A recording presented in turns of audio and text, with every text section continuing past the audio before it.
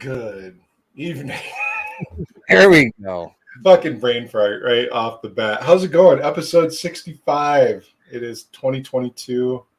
We are looking back on what we made it through in 2021 now that it's over and behind us, right? Little recap. So most importantly, Brian, when you asked me like who's doing the intro, I just wanted to click the button. I didn't want to. Oh, see, I thought you were pointing at me, Brian, and I was like, sure, but I just wasn't sure who you were pointing at. So I'm pointing when I do it. Who does Yeah. it like? I got a point on the screen, like Anyway. Brian, Jason. We have a show to do. So, and what better way to start than have a beer, have a hams. What are you guys drinking? I have some homebrew cider, Husted press. Nothing fancy. So my keezer is like, it's not empty, but I don't have anything on right now that I just like want to go and pour pint after pint of. I still have a hard cider on tap. I still have a graph on tap. I just tapped a mixed fermentation sour, which is good. It's like peachy and sort of tropical and sour and a little funky, but like half a glass is like enough for the night. And I think I have like water on tap too. So I went out. I've just been buying can after can of just Centennial or Two Hearted. I have a Czech Pils going right now, and I'm doing an IPA soon, so that will soon be rectified. But yeah, I'm going back between hams and Guinness just because I don't have any homebrew. If you have in order to have homebrew, you actually have to homebrew, right? I think that's how it works. Wait, that's how it works. Yeah, I think so. That's I have the exact opposite problem. All I have is homebrew. I don't have any other can stuff or retail beer outside of like some 12 to 15% stouts that I have in my cellar that I am absolutely not breaking out right now. But yeah, I mean, I'm kind of with you, Brian. Like I do have a mead on tap, but again, that's above 10%, and I'm not going to be drinking a whole glass of that all night. But yeah, other than that, it's 2 ciders and some seltzer, like non-alcoholic seltzer. So none of it really excites me. I like the mead. The mead turned out good after I back sweetened it, but just saw a chat here. What's going on? James, he's an old friend from an old game. I don't know if you guys play any. Did you ever play any MUDs? Like those text-based, like. I was just gonna ask you if that was from Raven. It is. See, Yeah. I've heard you to play at one point in time. You did, yeah. A long time ago, back in the day. We've had this talk before, and I was playing them when they were actually the only thing to play, and you guys are playing them because it was the cool thing for you guys to do. Like there's a gap in the generation here. Like it's kind of like how 8-bit is coming back. Yeah. Diablo 2 Resurrected. Everybody's playing that instead of D3. Yeah. I actually got into some Square Enix game I've been playing the hell out of. Just a JRPG, just to throw back. So I gave up on New World. Yeah. Anyway, that's not. Welcome to Michigan Gaming. This is a new show tonight. So we're going to talk about last year. Kind of go over some of the stats, some of the things that we accomplished, some of the things that have changed, and then I've scrambled today to put together some, kind of queue up some guests for this year that we can kind of announce that we're going to work out, and maybe in a new, slightly different schedule going forward that we're still discussing. Nothing major to announce. But I think since Brandon just said howdy, my first stat that I went through, and I think I'm accurate today. but I went through and I counted, and I believe in 2021, Brandon Edwards was on the show at least 6 times that I know of. So Brandon's our number one most appearing guest. Do we have a about his tag? time. We have a I was tag going we to say can it's give on about as there? many times as Jordan's been on the show in 2021. So no, I'm just joking. 2021 was a good year for you. Yeah, for good year for the bugs invading my body.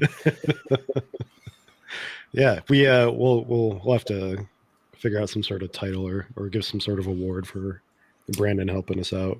Do appreciate all the times you've subbed on the show for us.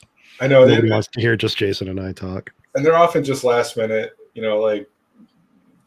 Jordan, something comes up, he's playing dad, he can't make it. We'll be like, Brandon, you want to come on? And usually he's really good about jumping in here. In fact, I think last week or the last episode was like the first time he actually told us no. We were about to cancel the show. Like, we don't know, what do we do without Brandon? Well, thank you, Brandon, for covering my ass. That's much appreciated. So that's 6 times that I counted for sure. I actually think there might have been 1 or 2 more in there. And that's out of a total of 36 actual episodes that we did last year. In 2020, when we started this, our first year we did 28 episodes. Right? Yeah. 29? 29 was the first 28. one. 28.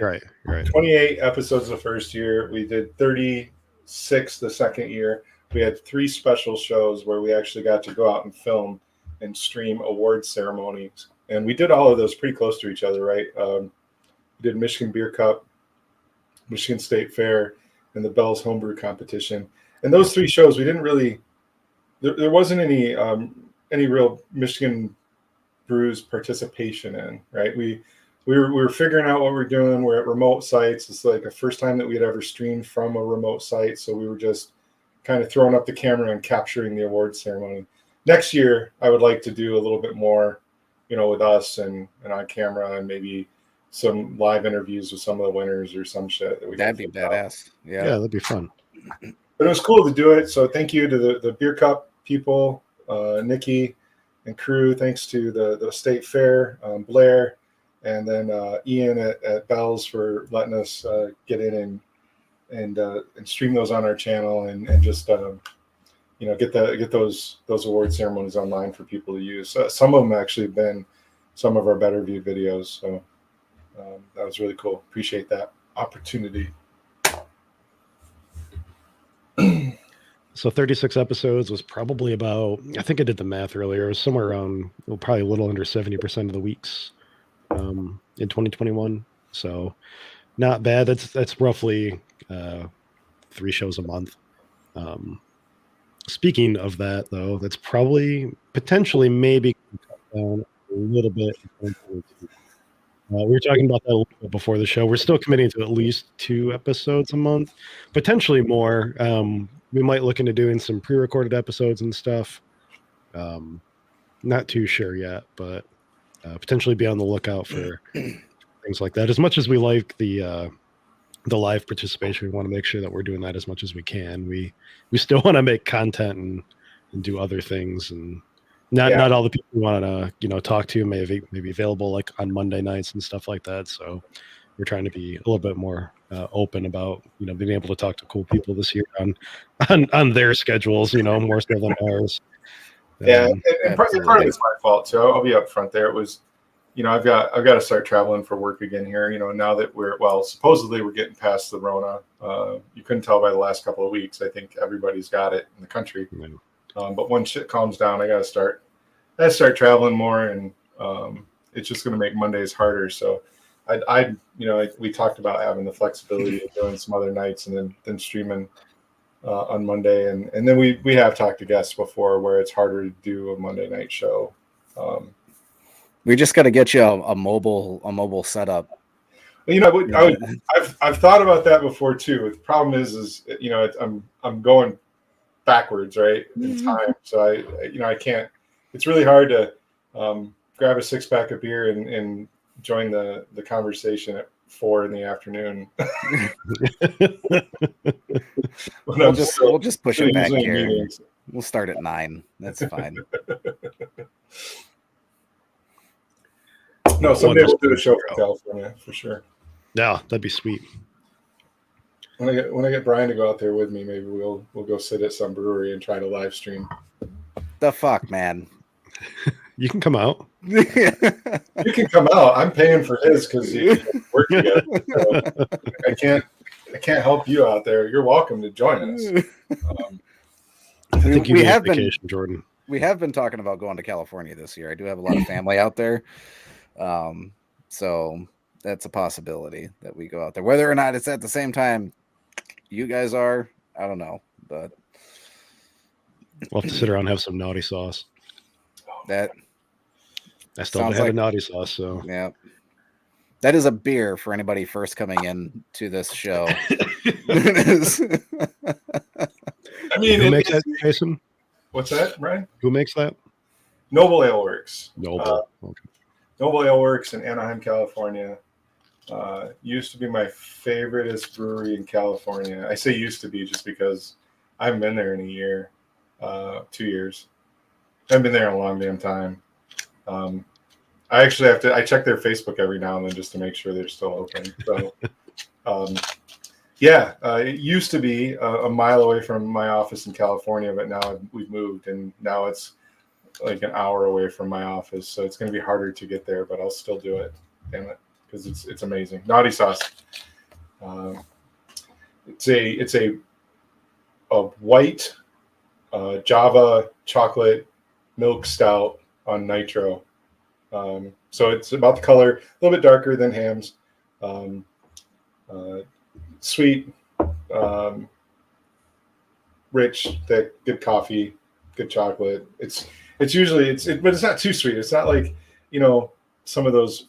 I'm sure it's Final Gravity somewhere in probably the 1.02 range or something like that. It's not like it's not a pastry stout. It's not hitting in that, god awful. Wait, do you remember what it tastes like? It's been so long. Is this like reaching for a memory? No, I've drank a lot of naughty sauce in my day, man. And there's a great thing you can do a black and tan with it. Their dark stout, their regular milk stout on nitro is called Man's Milk, and so if you are you sure you're at a brewery? Yeah, absolutely. And if you do a black and tan of the two, it's a naughty man sauce, naughty man's milk. Naughty. I don't know. It's delicious. God damn it. This is just naughty milk. I don't know, Jason, man. I don't know if I can't even say it. I don't know if I want naughty man sauce. They do some great variations of it too. God, there's a PSL version of it.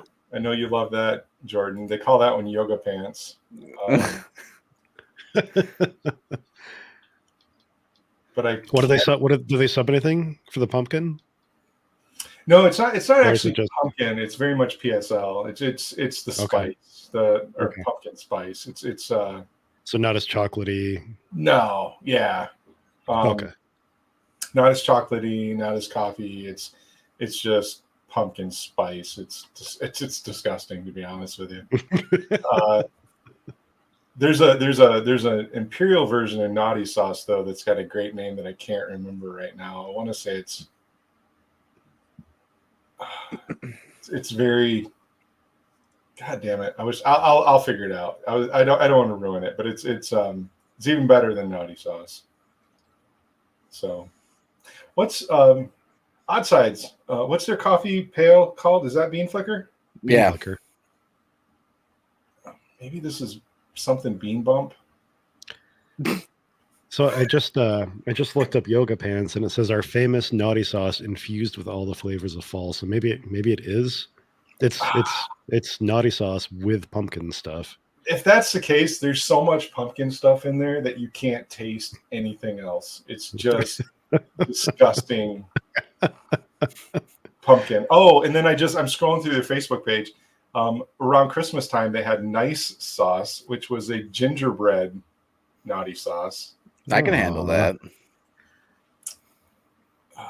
Yeah. As long as gingerbread stouts or gingerbread beers can go one of two ways, in my opinion. Either it does taste like gingerbread, and they get some of that good biscuity flavor in there, as well as like the the cinnamon and the spice, or it's just straight ginger in your mouth.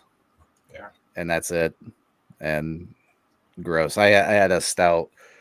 God, it was from a Michigan brewery. I can't recall what it was. I didn't even know it was a gingerbread stout, but yeah, it was just like spiced ginger in stout form. Was not very good.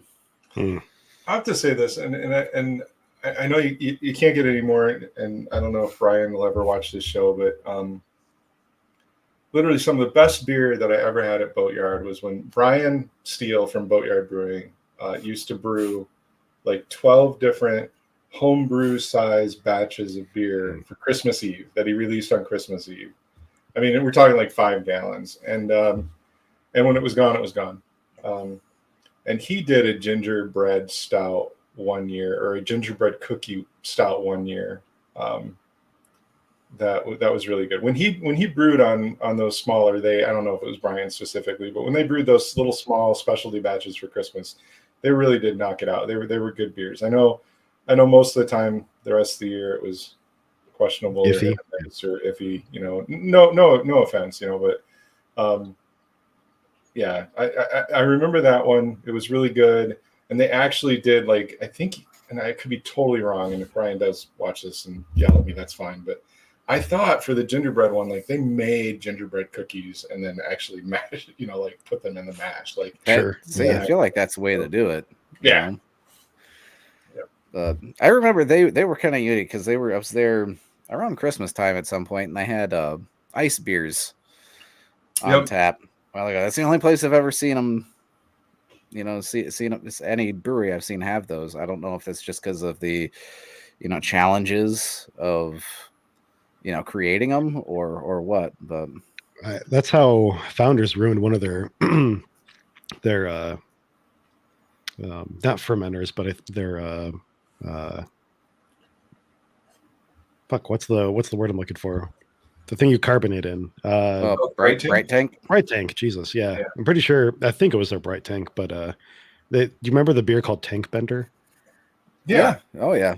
I think that they were trying to freeze distill something, and the negative pressure ended up cavitating the shit. Yeah, I'm relatively sure that that's the story. So I gotta Tank Bender. Let me make sure that that's like the beer I'm thinking of. But yeah, Icebox. Yeah, so I'm pretty sure that's what happened, and I think that's what gave it its name. So, or had something to do with like the ice on the inside, doing some weird temperature thing. In any case, yeah, they fucked up a tank doing that beer. Hence the name. Yeah. So I think it's just really hard, like especially when you're working with that much, beer. Right. I don't even know how you would scoop out ice from like a 30 barrel fermenter or something like that. Like I don't know. There's a documentary I think on YouTube about Brewdog, because I don't know if you guys remember Brewdog over in Europe. They were in a competition with this other brewery to do the strongest beer in the world, and then they like traded that title like multiple times until I think they both teamed up and just said we're going to go in it together to get the Guinness Book of World Records. And so they can't fortify or use typical distilling practices. They had to brew the beer and that and brew it really strong and then refine it from that. It still had to be that beer basically. So that only left them with ice distilling. Mm-hmm. And they were, I don't know in the early days like how you did that, when they were in the 30 and 40% range, but I think their world record is somewhere around 70% now. And they actually used they got some medical facility to let them use their Neg 80 freezer. It's out there on YouTube. Yeah, basically, they had to take this batch and freeze it in this Neg 80 freezer, and then filter out the ice crystals, and they were left with like this 70+% beer, and they sold it, I think, in like 2-ounce bottles. And that's what they broke the world record on. Is it really beer at that point? It's just Right. like a Utopia's beer. It's like, because what's Utopia's like 25%? Yeah, something like that. I've had the chance to drink it once. I don't ever want to drink it again. Utopia's, that is, like 28. Yeah, it's pretty Jesus. gross. I don't say it doesn't. I don't see a beer tasting good at that point.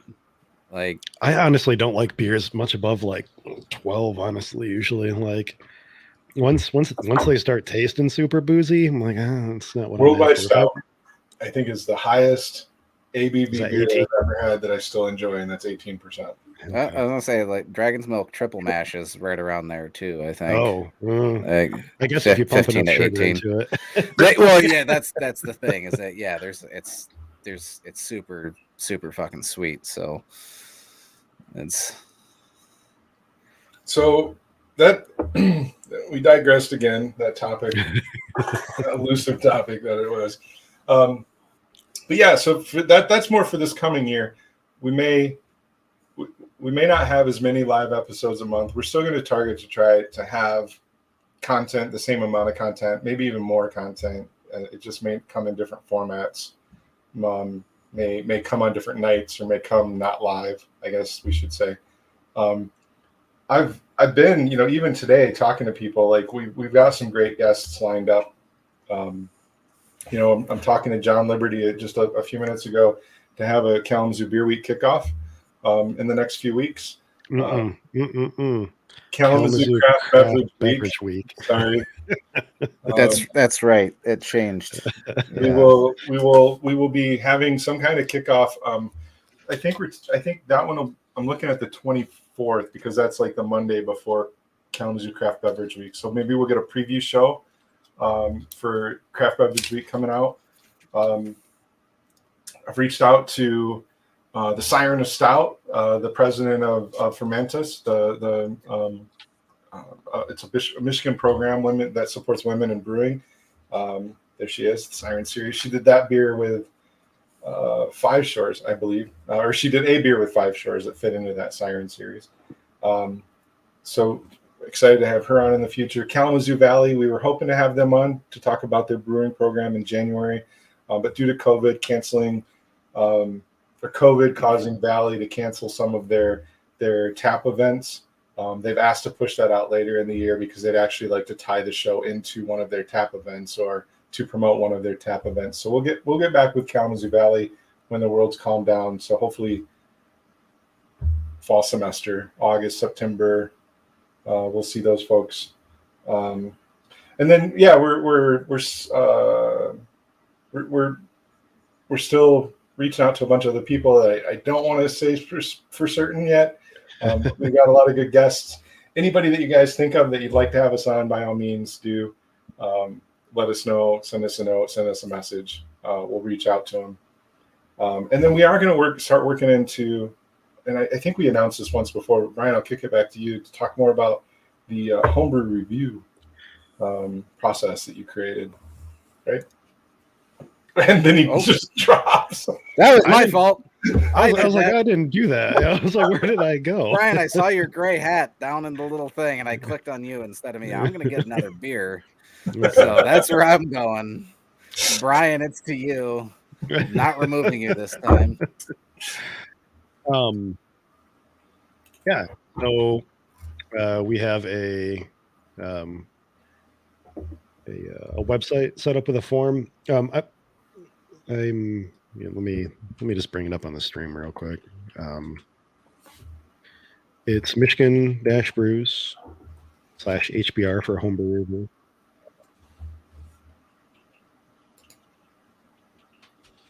And it looks like share screen. That screen. Share this. So currently, we just asked for your name, email, the name of the beer style. Doesn't have to be BJCP. It can be, Skittle fruit sour with Centennial hops and beard yeast or something, like whatever. Well, like Fernet beard project. yeast? Whoa. Yeah. Wait, what?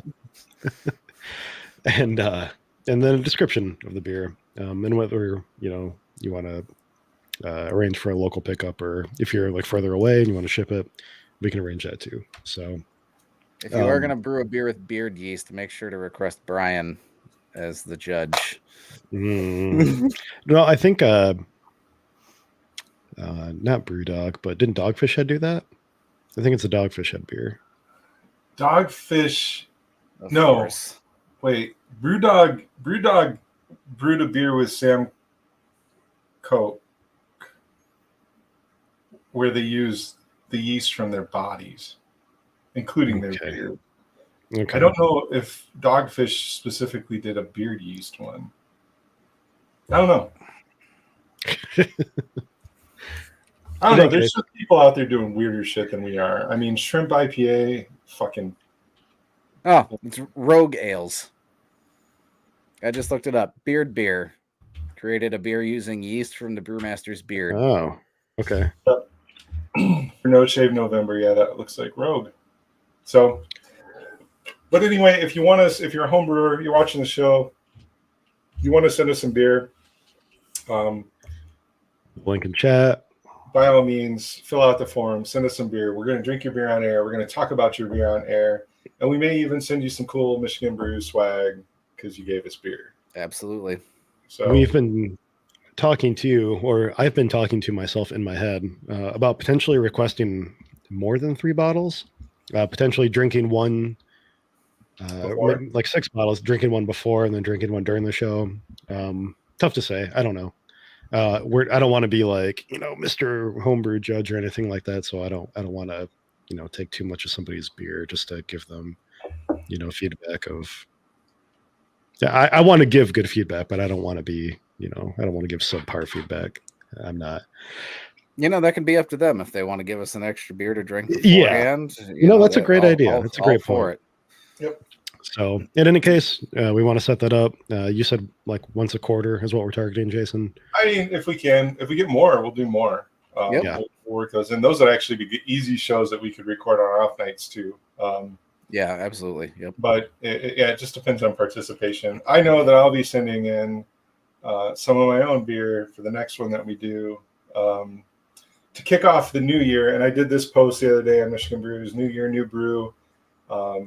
To kick off the new year on Saturday, I brewed my first actual lager with lager yeast. I'm lagering.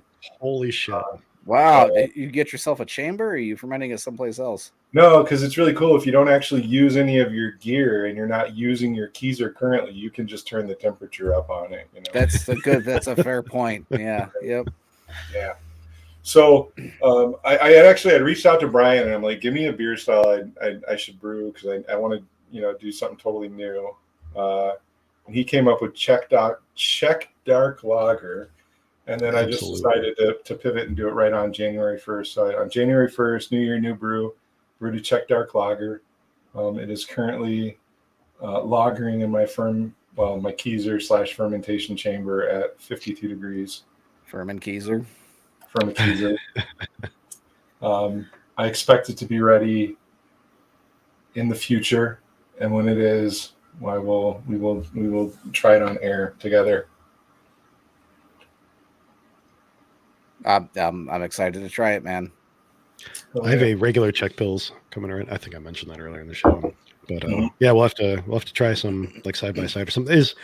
Does that style use mostly Saaz as well, or I used all Saaz? Yeah. Did you use all Saaz in your Pilsner? Yeah. So I researched a bunch of recipes. Hang on, I don't know why I keep forgetting this guy's name, but give me just a second. Let me Google real quick. Because this guy's super common. Gordon Strong. Dude's written like a million, fucking recipes. But I like looked up some recipes. I read, Gordon Strong did some interesting things,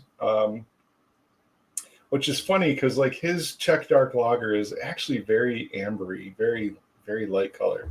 When if you actually read the description, I think one of the words they use to describe it is like midnight black, or black as midnight. And so I read probably 15 different recipes that were out there, and the common theme through all of them was Saaz.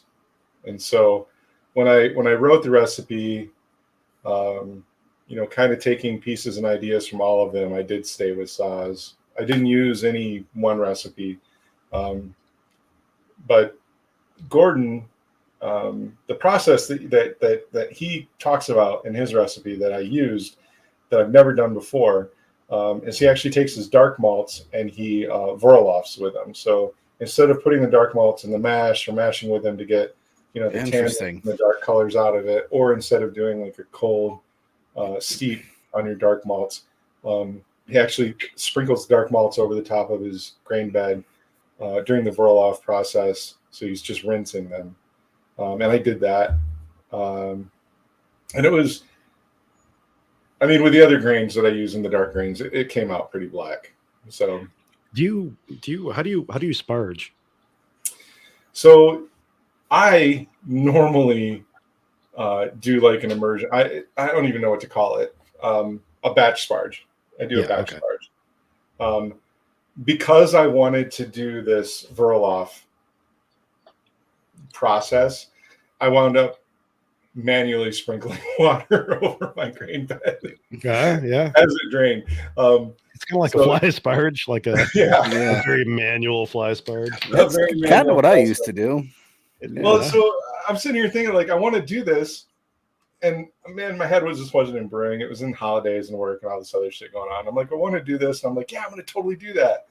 And then, like, it was the morning of where I woke up and I'm like, I don't fly sparge. Like, what the hell am I doing here? Like, I don't have a way to drizzle water over this, this grain bed. And so, I wound up just like opening my tank lightly, and as the bed started to get dry, I just took my pitcher and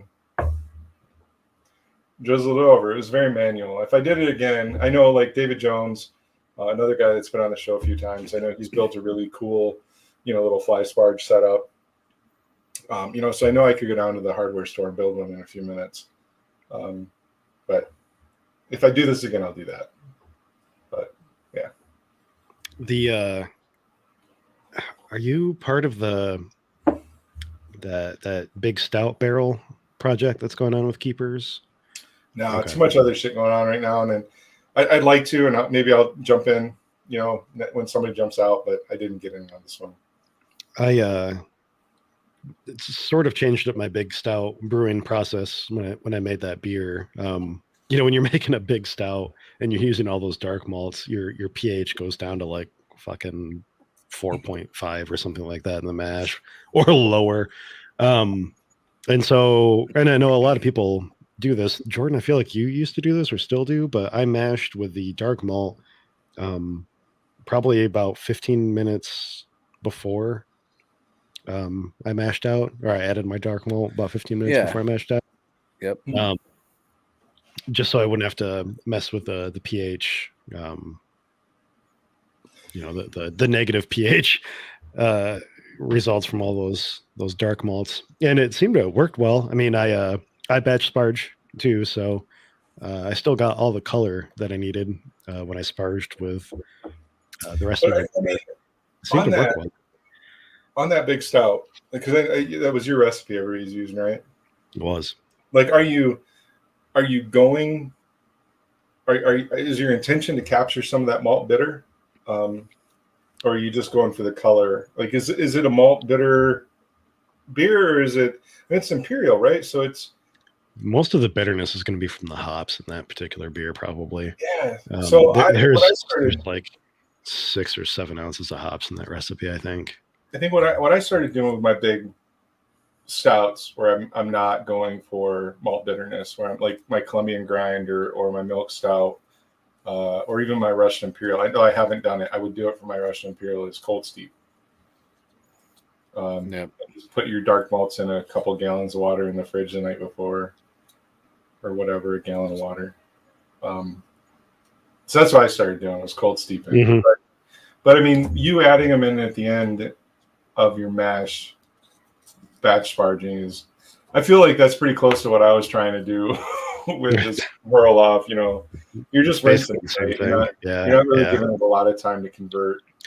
Everything. The issue is like you want the enzymes in there to be in like a proper pH range in order to convert everything properly, which is usually done within the first maybe like 30-ish minutes.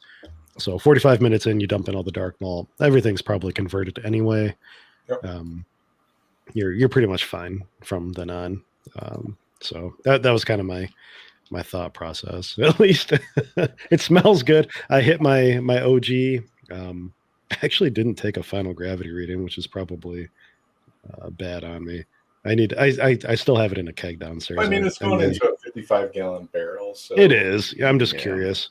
I may. We were talking about potentially drawing off a bottle for comparisons, each of us.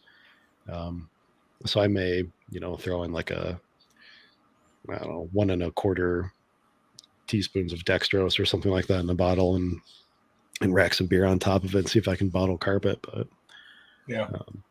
Speaking of barrels, though, and I haven't heard anything. We got our sour barrel. Shouldn't we be drawing off of that soon?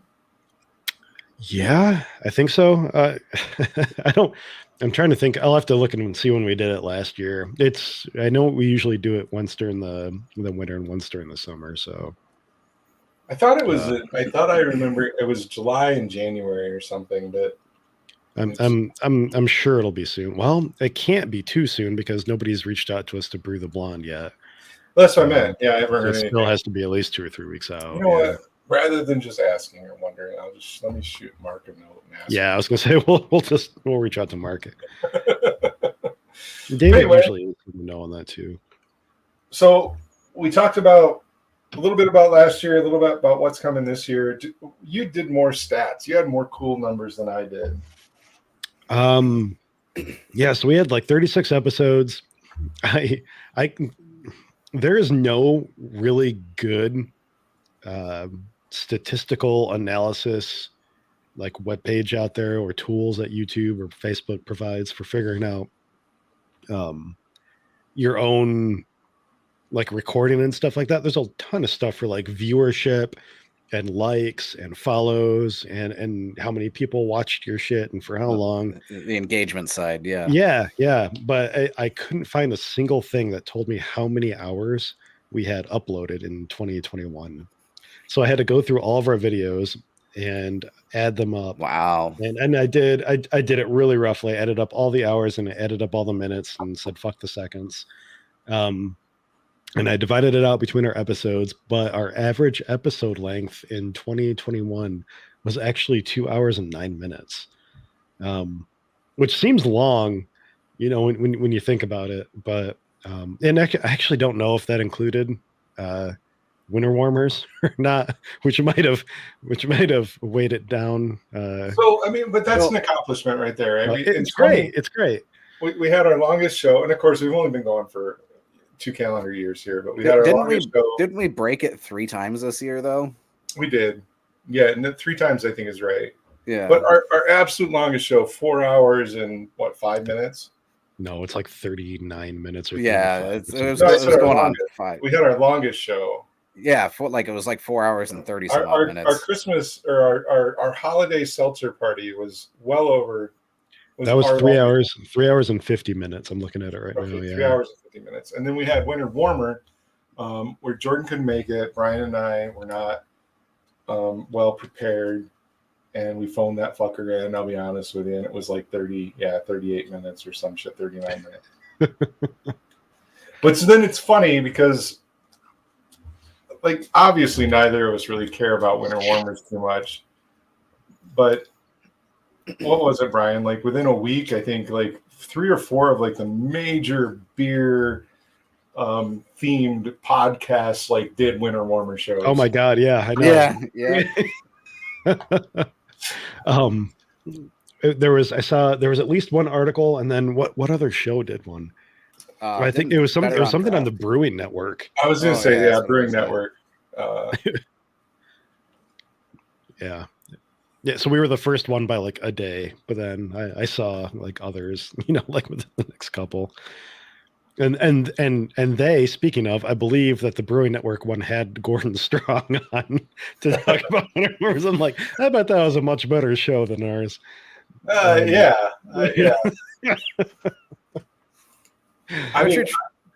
Yeah. What, Jordan? No, I was gonna poke at Jason's like, weren't you trying to remember his name just earlier? Yeah. I keep, it's just a brain fart on it. Like I read his shit a lot, and usually when I'm looking at recipe ideas or I go to create recipes, it seems like I always wind up looking at what Gordon Strong does, because I really feel like he's written, award level recipes in damn near every category. Yeah. That's what Brewing Classic Styles is. It's his book of award-winning recipes, basically. Even if some of them are a little bit outdated these days. Yeah, I was looking up because it's sitting on my shelf right above me. But yeah, it's funny. I was trying to go through earlier tour. I intended to try to go through and get like views for the year. I know you said like you looked at minutes. I would say our podcast, where we're at on podcasts, should show us our like total listened minutes or something like that.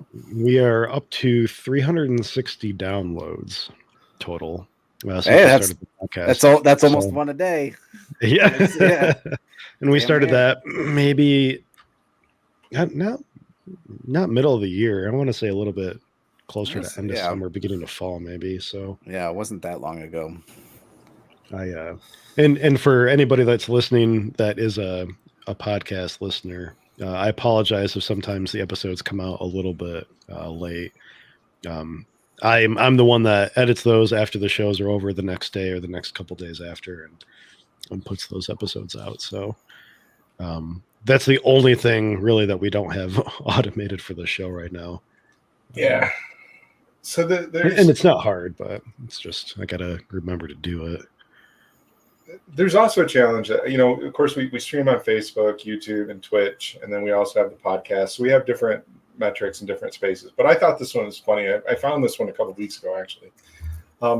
So there's a thing Facebook measures, which is reach. That doesn't necessarily mean viewers or clicks or anything. That's just, that post was liked and shared, enough that it landed on the news feeds of more people. Yeah.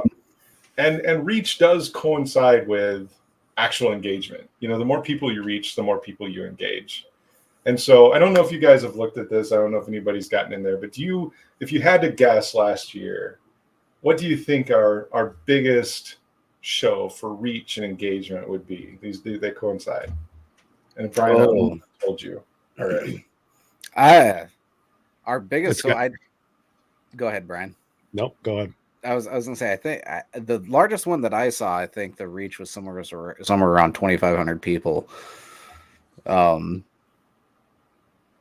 If I'm remembering correctly, it may have been something else, but that's about it. And I'm pretty sure with maybe one of the Drew Doster saying it, Drew Jacobs. It's got to be if he shared any of the shows he was on, then it's got to be one of those, which would. I don't even know where that would put the reach. I'd wager our seltzer show.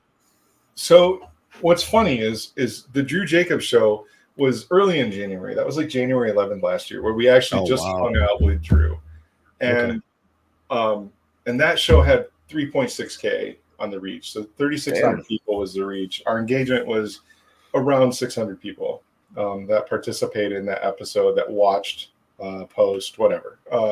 No, what's funny, and so I mean, Drew Doster is partially right. Drew Jacobs is involved in our number one show.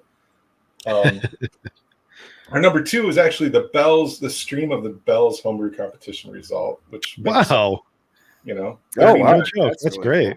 3,900 people engaged in that one. But no, the highest by far, 5,900 people reached, well over 1,000 people engaged.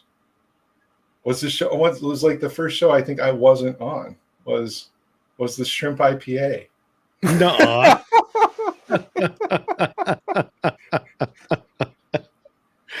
Who's watching that right, show? Samantha said it, the show we did 2 weeks ago, right there. It was Samantha Ross. It was Travis and Samantha from Rip John Media. They got on to drink bubblegum. Oh my or god! Seagum Shrimp IPA. Oh, that's because Drew was on that show. Wasn't and that like they a brought 3 in Drew hour show? Jacobs? Yep. So That was a long ass show too, wasn't it? you see what the minutes were on that one. I don't even remember. It went on for a while. I swear that one had to be one of our I can't. top 3 longest shows. 2.5 hours. Yep. Yeah, 2 hours and 31 minutes. Wow, was that only 3 weeks ago? Wow, it feels really? like forever. I got sick like right after that and haven't been able to do anything since until like this past weekend. We've only done Winter Warmer since then.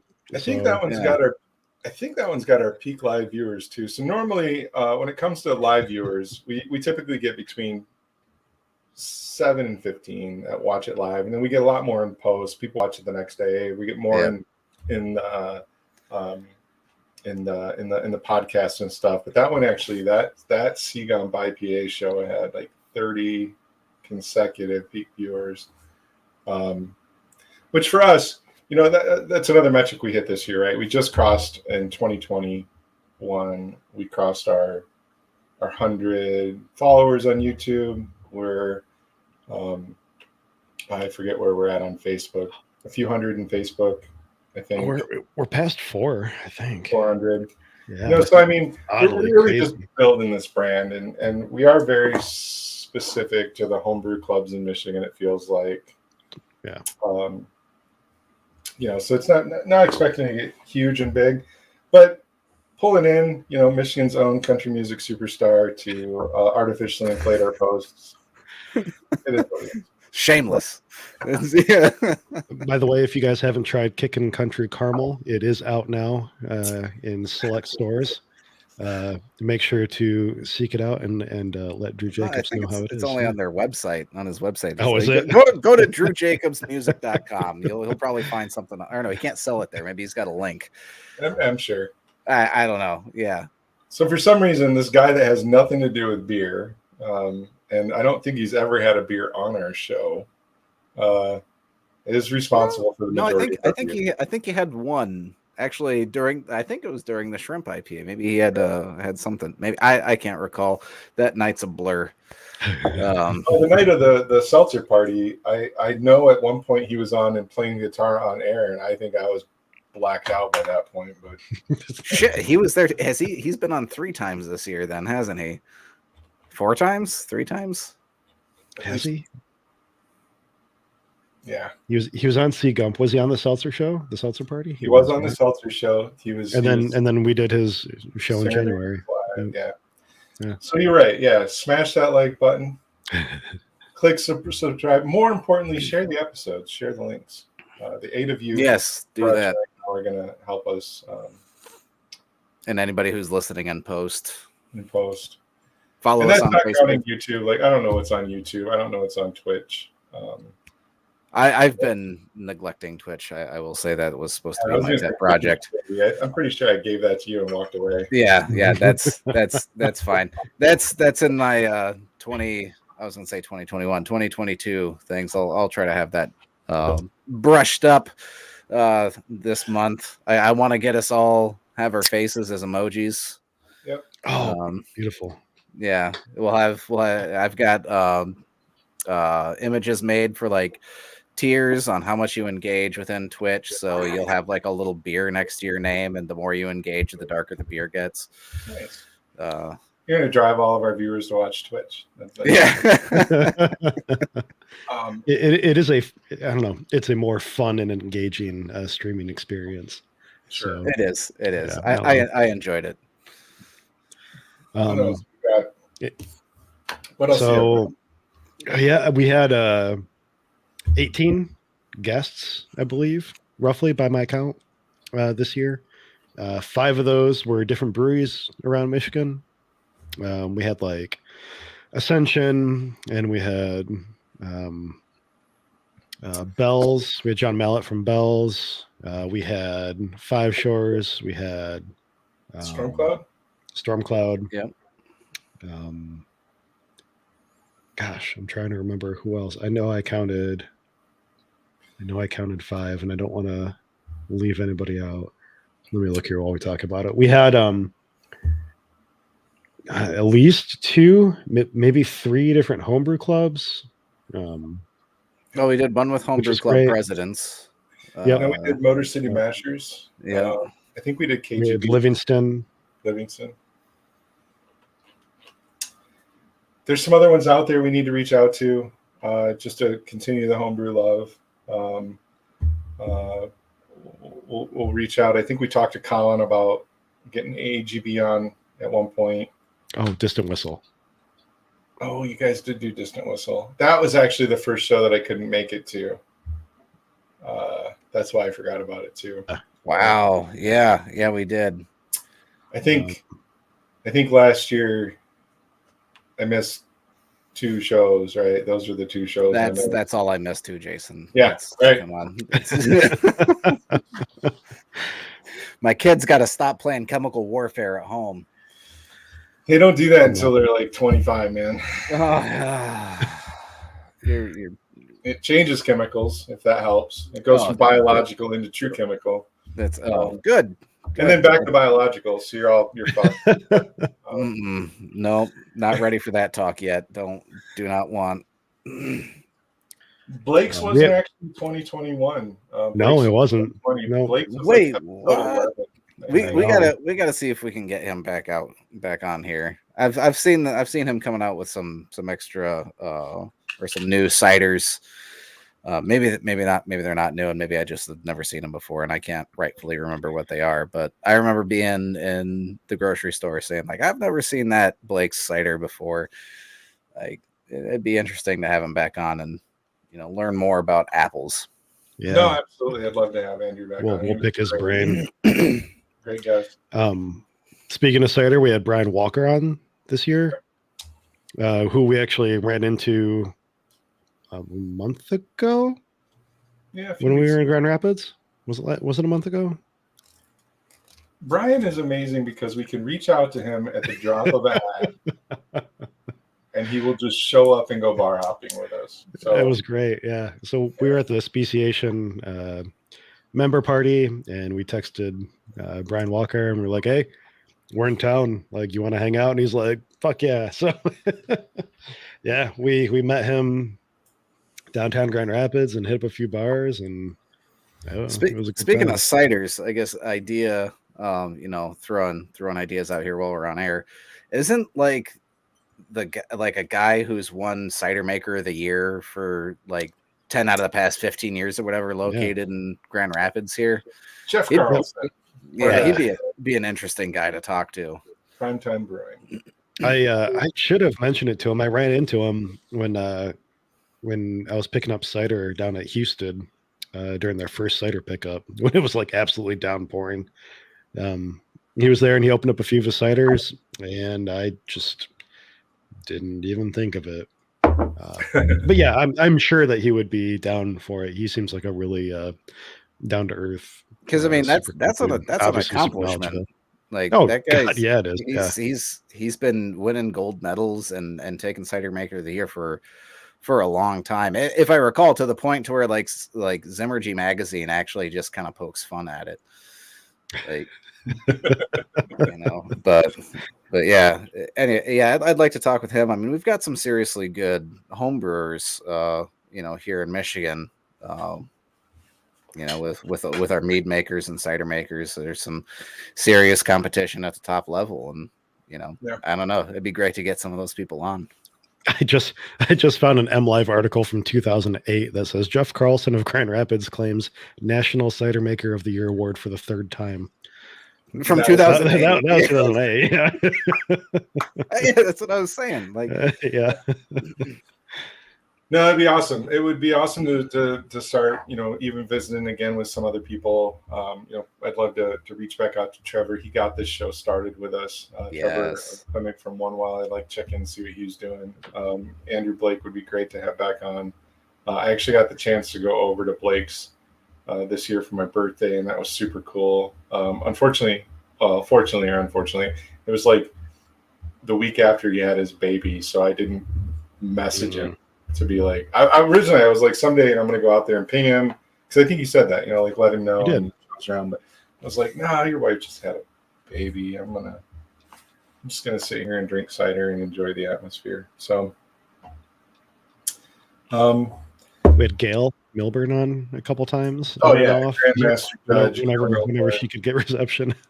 All right, 2 times. That was great. That was the first. So Gail holds the record for the first guest we had to bail on. She tried to join us for the seltzer party too. I know. I love Gail. I love her sense of humor and putting up with us. She came back. I really appreciate it. Then she actually helped us judge our Keeper's Cup competition. You talking about Gail? Yeah, Gail. Yeah. Let's get her back. Yeah. But yeah, when she was up north by where she's moving to Grayling, the cell signal was amazing. I don't think we might have even done Gail more than that. I'm trying to look back. So when we were trying to have Gail on for that particular show to talk about the Michigan Mead Cup, that was actually would have been Gail's second time. It would have been. Ultimately, she's been with us 4 times now. Well, in spirit anyway. But she was on because she's I don't know if people know that, but she's one of Michigan's AHA governing body representatives. Yeah. And so we did an AHA show with Gail and Amy, which I got to look up because I don't want to fuck her name up. Amy Martin. Amy Martin, thank you. So Gail and Amy Martin. Amy Martin. Look at that Pines on Instagram. Go follow her. She's awesome. Yeah, she's the marketing director of Stormcloud Brewing. Yeah. Amy Martin is. And then Gail Milburn. Yeah. There are 2 representatives. She also read the local paper up there, I think, too, or something. Yeah. She posts. Whenever she has like a little thing published in the paper up there, she does their beer writing or something. I don't know.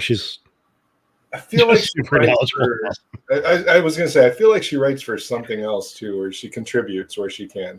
Amy's awesome. I've gotten to go out there and drink with her before. Yeah, she's on our AHA board too. Yep. What else did we do in 2021? We drank some really old beer thanks to Larry Bell. I still have some of that. I need to figure out what to do with it. Jordan, were you there for that episode, or was that David? That was David. No, I was not. I really wanted to be, but again, this is a recurring theme. I was sick. Yeah. My kid. We will make sure that you are thoroughly hooked up with some mid-90s expedition stout then. Sounds great. Yeah. Drank some really, really old Bell's beer that Larry had been cellaring. And speaking of Larry, I know of at least, I believe, 2 episodes that Larry watched and participated in our comments. He's been in 3, I think, because there was or maybe my mind's thinking of the last one I remember was our show of theoretically distilling homebrew. Yep, and I know he was quite active in that one. And Larry, if he's watching or he listens to this one, or somebody wants to reach out to him and let him know, we would love to have Larry on to talk about his homebrew roots in Kalamazoo. Absolutely. And so Larry, if you hear this and you want to come on, we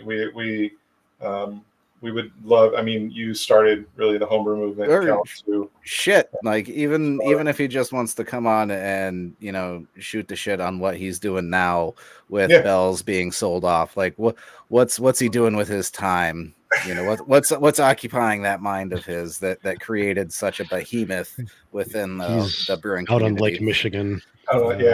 Yeah. Probably doing some fishing, if I recall. But still, he's the guy that kind of started homebrewing in Kalamazoo, the first homebrew store, it would be good to get the history there and dig into the past with Larry. First homebrew club. At first homebrew club, yeah. And especially since, he had that old beer that, that dates back to that time. We still have some. We could get together with Larry and drink some really old beer and talk about homebrewing roots. So that would be cool. We drank some of that old shit. And then probably like the most exciting thing for me this year is we got a kick-ass fucking intro. Yeah.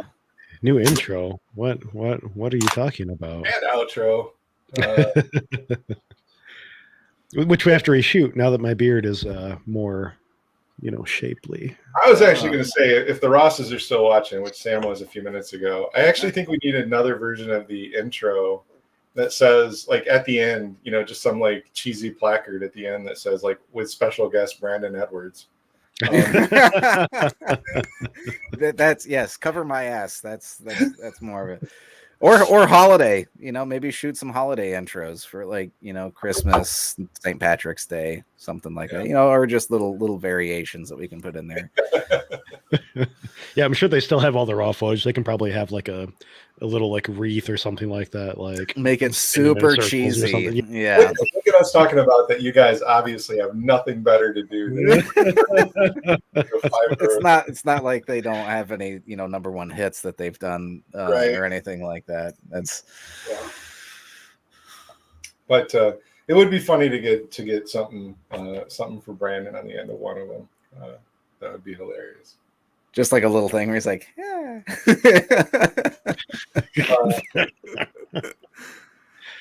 Oh, that would be funny. Yeah. There we go. Yeah. There it is. Just like bounces up. Jordan's sexy beard have Brandon's face. This is what sure. Oh. Just cut out like clip art and just paste it over me for a second. Yeah. What were you saying? No, I was going to say that. Like whenever you can't be here, we'll just superimpose him over you. Yes. South Park style. Yeah, exactly. Perfectly. There we are. Yeah.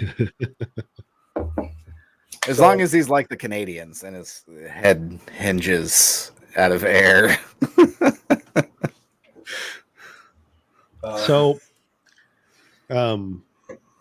This is something I made a post about this on Reddit a couple days ago on the 31st. But I don't know if I've asked you guys or if we talked about this in a previous show. But do you guys have any brew year's resolution things that you want to accomplish in the new year? I mean, I put as far that as out like your brewing goes. I feel like I put that out. You did. You put that on Facebook. You're right. You're right. Oh, I did not. But yes, I do. Go for it. What are your brew resolutions? Well, one, brew more than 2 batches of beer. That should be pretty easy to do, hopefully. Was that your 2021 count? Yeah, pretty much. Yeah, that was pretty much it. I'll blame it on, still learning to be a parent, although my kid's Sure. almost 2. And then so I want to do that. I want to do more meads. I've got 60 pounds of honey here in my basement. That should be at least enough for 4 or 5 batches. So I'm gonna do that. I'm already starting on that one. And then 3, I guess the big one, to change up and improve my brewing for anything that I'm making is get a fermentation chamber and start controlling my fermentation. I mean, I think I had heard that enough in feedback that I had with beer, but then getting that feedback from Gail, funny enough, from the mead that I made. Oh, okay. Yeah, that's cool. Yeah, and it's honestly, I'll thank her again if she's watching. It's honestly probably some of the best feedback I have had from any competition, period. And she is hitting the nail on the head with any of the flaws that were in there. So I'm going to take that to heart. She's changing my perspective on my brewing approach. I've known I've needed fermentation control, but I feel like I've kind of scooted by here and there and gotten lucky on some beers. But now I kind of want that consistency. I don't want subpar, fermented treats anymore. So that's what I'm gonna do. So I don't know if I'm doing a Keyser yet or if I'm gonna get a mini fridge. It really depends. My initial thought is just buy a mini fridge and rip the plastic insert off the door so I can at least fit one bucket inside there. And then from there, what's that? I was going to say, you may want to talk to Tim Wicklin potentially too, because I think he uses a mini fridge, but he built like a little thing off the side of it. Well, that's what I'm planning on doing. Okay. But you can at least fit one bucket inside the mini fridge if you take the insert off the door. But yeah. So yeah, at least get it rolling, get some fermentation control and then build off from there. So I want to call this out really quick. I think that's a great, thing. But I got to call this out. I don't know who this is. Polar Nights. Polar Nights is Twitch. And I love the comment, but I feel like I'm the butt of the joke because I am Evolution 1. I am pre-puberty. I can't grow a goddamn mustache. So it's not your fault. Nothing grows like right here. No, he's only like our second or third Twitch engagement. So that's amazing. I mean, what's really sad right now is Jordan's wearing a black shirt and you can't see it. And I know Brian is trying, but Jordan I still think has he has the beard. Well, thank you. And you can't see because of the dark shirt, but the color. Yeah, and my room's dark, but I get a lot of gray. Yeah, back here. Right. Whatever. Okay. No, I agree with you, Jordan. Like temperature control is one of the only things that I haven't done as a brewer and as a relatively semi-successful home brewer. I think I've done well without one, but I think it's the thing I need to do to up my game. I hadn't really made that my brew year's resolution, although I did start out lagering the first one, which is my first. It's also my first attempt at temperature control. See, that's great. I want to be able to do lagers too. As I get older, I'm enjoying these crisper, cleaner beers. Yeah, and that's kind of what I want on tap. You know, so yeah, no, I'm with you. That's really, I used to be big in the stout. When I started brewing, like my stout game was that was my game. Like fruit stouts, raspberry stout was a big winner of mine. Colombian grind, the coffee stout, I think my second or my most medaled beer. I saw Samantha. She wants to come up with a tasty sweet potato stout. I got one that I want to medal with too. It's absolutely disgusting because sweet potatoes are horrible and they shouldn't exist. But let me ask on the phrasing there. Does she want a sweet potato stout, a sweet potato mead, and a sweet potato wine? That's what I was wondering. Yeah, the trifecta of horrible ingredients right there. But yeah, Sam, if you want help with a sweet potato stout anyway, I'm happy to add my insight, even though I think it's disgusting. But yeah, I mean, stouts are my game. But now, all I want is a lager. I want a crisp pilsner. I want. I feel like that's the evolution of the home brewer, though. Like you always start off like, I'm gonna get into it. I'm gonna brew this 18% stout, and or these big beers, these very complex flavors, and then as, thanks, Polar Nights. Yeah, sorry, mid thought. Yeah. But yeah, as you continue your path down home brewing, I feel like you kind of get inundated with all these complex flavors that are just everywhere. They permeate the craft beer community because it's what attracts new people. So everybody brews them. You got to combine IPAs in there. Like I feel like a lot of home brewers start out because they want to brew that crunchy, danky, green and gooky bitter IPA. And there's a lot of people, like I remember when we started in Keepers, there were a lot of people in the club that had never brewed a stout before. but you're talking about those big bold flavors. It's beyond stout. It's those IPAs too. And Yeah. Oh yeah. Yeah. and Yeah. That's right. I think that evolution from those big bold flavors, like you said, trying to brew that crazy IPA or trying to brew that freaky stout or that big Russian imperial or pastry stout or whatever. You get bored after a while, and I at least me, I'm like, I want to brew clean, crisp. I started last year, brewed a couple of ordinary bitters, and I loved it. They're boring as fuck. I did. I said that. That was the name of it. I entered that beer, like boring ass bitter. This beer is the most boring beer I've ever made in my life. It was great. I fucking killed it. But yeah, you did. I remember drinking that beer. It was clean. It was crisp. You had that malt flavor. You got a little bit of those hops. It was delicate, but you still got everything there. It was a good base, well fermented, and that's part of the challenge. Is that these bigger beers with complex flavors can kind of you can kind of mask a lot of shit. Not gonna lie, that's kind of what I did with my mead that I have on tap. It was shitty, and then I back sweetened it with cherry juice and honey, and now it's great. I thought you were going to say it was like now it's sweet shitty. Yeah. Well, I mean, it's sweet shitty, but it tastes like clover honey and cherry juice, which is amazing. Right. But I know I have the shame underneath it, but it's at least it's drinkable. There's a lot of pro brewers that are going that route too. You know what? Well, Brian, you made this point. Everybody loves sugar water. Right. I do shitty beer behind agave nectar and honey and maple syrup and 16 different kinds of candy bars and have a final gravity that's 5 times higher than the original gravity of most beers we brew, right?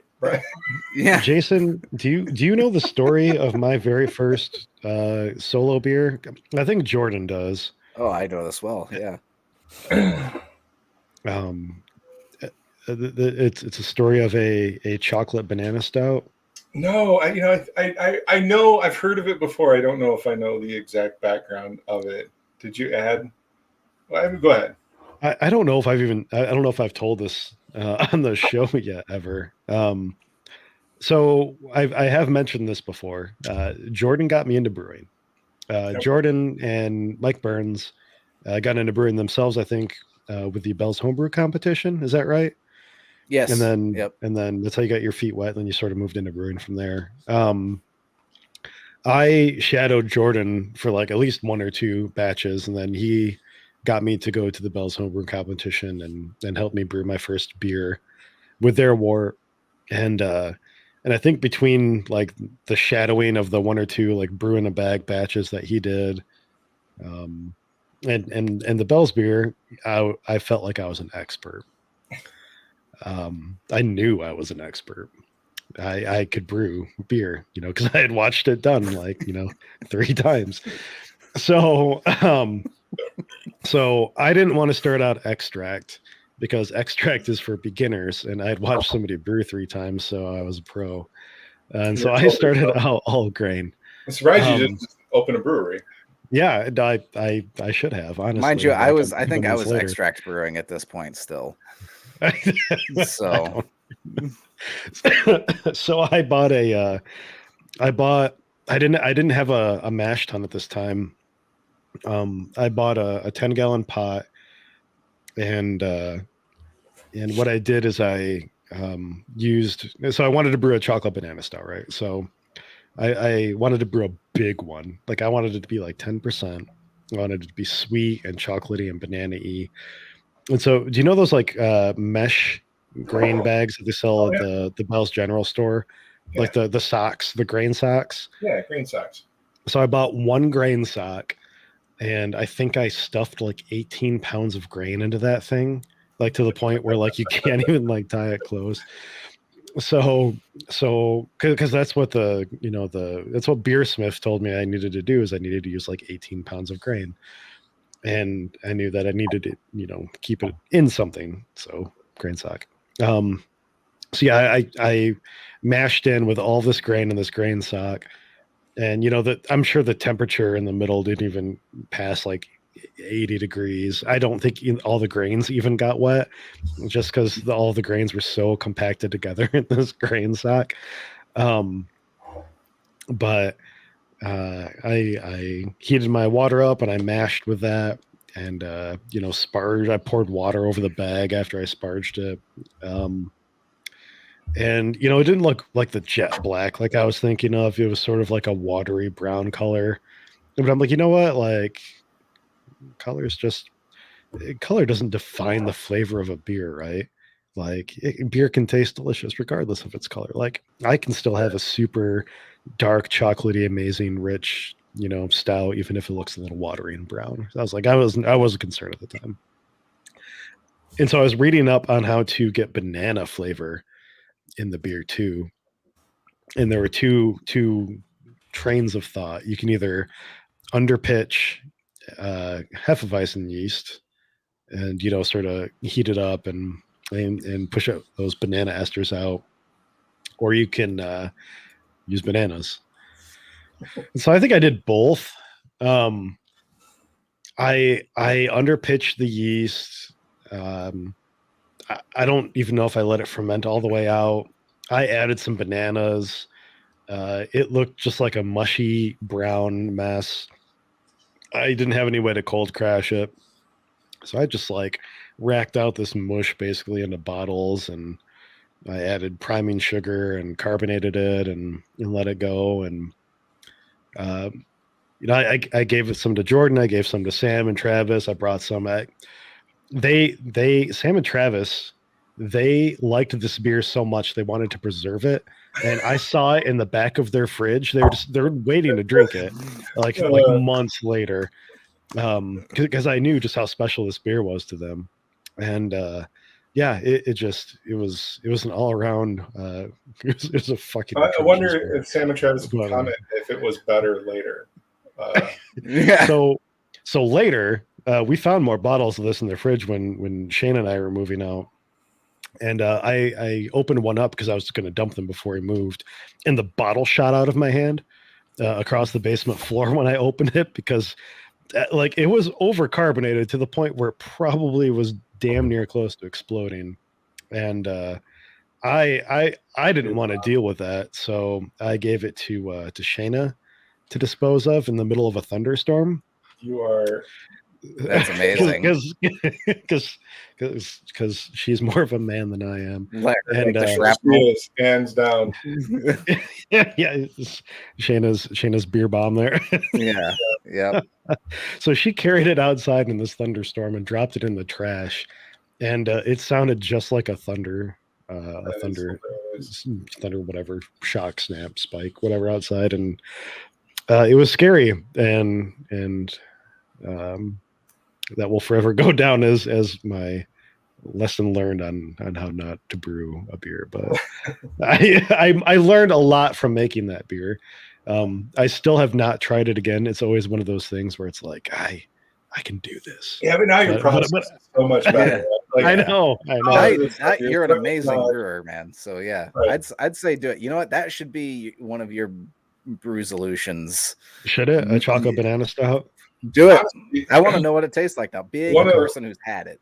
One of my brew solutions is to get back in the game so that I can catch up or keep up with Brian on medals, because he has gotten to be such a fucking great brewer.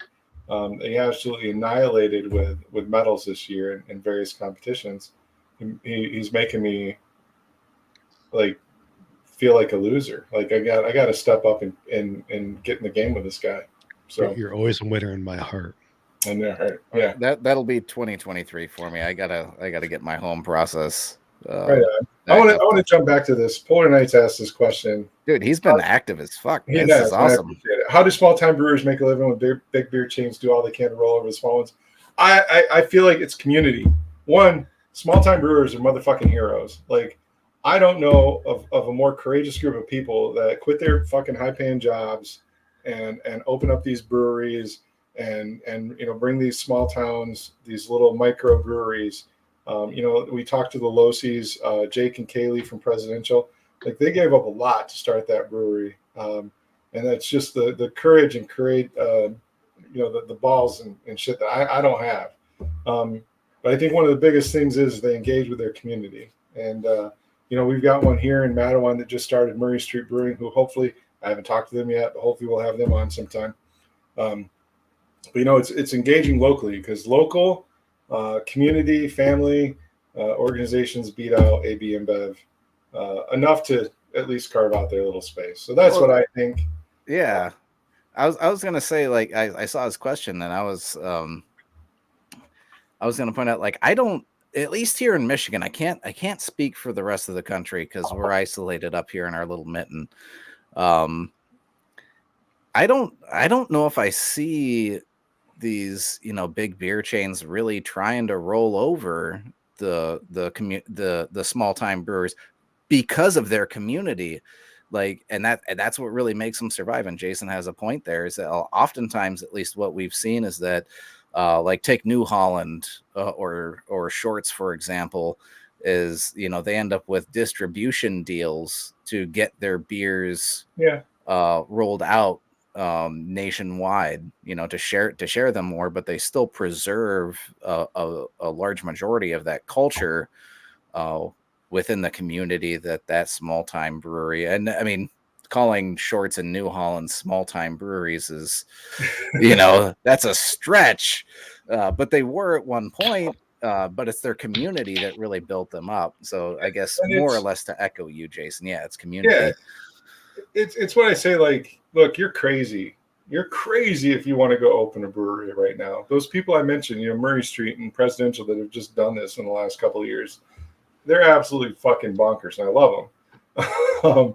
But it's engaging with that community and doing something that the small town can support. And I've seen I've seen breweries fail this year through COVID because I don't think they engaged their community, and they didn't have that group around them and that support, and they didn't I mean, if you look, I know I'm picking on the low seas, but I mean, if you go back through COVID, I mean, Kaylee was probably the most prolific person on my Facebook feed, whether she was promoting her own brewery or supporting the other businesses in the community and the other restaurants in the area, or just chewing some asshole out for being a dick for not wearing a mask. Kaylee, right? No, and I hope they listen, because I honestly think that what they had done for the beer community in general, the craft beer community here in West Michigan, Portage more specifically, during COVID, is what is going to continue to make them be successful in the coming years, because they were so prolific in being just out there and making sure that, as you said, other businesses were getting involved. They started this what was it, beer ferry, where they would go off and drop off beer to people. Like, and it started a whole community movement in the area. It was absolutely amazing. And so that's how and that's how I think it happens. I still think they're all crazy. I wouldn't do it. I don't want to open a brewery. That's not me. I don't have the courage to do that. But that's why I think ultimately that's why we started Michigan Brews, right? Just to engage with that community, this group of people in Michigan. We were missing it from our homebrew club a little bit, because the meetings all turned virtual, and it's hard to engage more than one person at a time on a 16-person Zoom call, right? Like, right, it just is. That's just the nature of it. Like, you can't break off into like little smaller sections and hop around from click to click, and you're only drinking your beer, and it's just one of those things. Yeah, ultimately, this brewing community in Michigan is amazing. I've met most of almost all of my friends right now. I met through beer, or the relationship with beer. You guys, that's how we came together. But even if you go out to the Michigan Beer Homebrew Festival and getting introduced to all those great clubs on the east side, and the people that we've gotten to know, like, this is community is how all of this shit happens, whether it's a homebrew club or a microbrewery. All right. I think a lot of I want to say one more thing. Okay. I think that the last thing that really helps keep local breweries afloat too is food, or really Yes. anything they can do to drive people to the brewery itself. Like local breweries don't thrive on distribution; they thrive on brewery sales. So whether it's trivia, live shows, food, specials.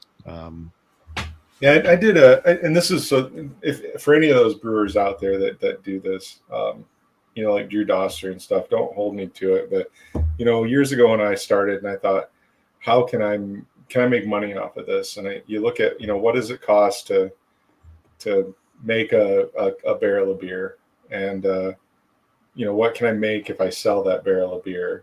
And it's you're making this much, but what can you make if you can pour pints off that barrel of beer? It's like this, Yeah. I mean, Yep. and that comes down to it. You make so much more money off of having the ability to sell that. And I know, like in Drew's specific instance, he's a different.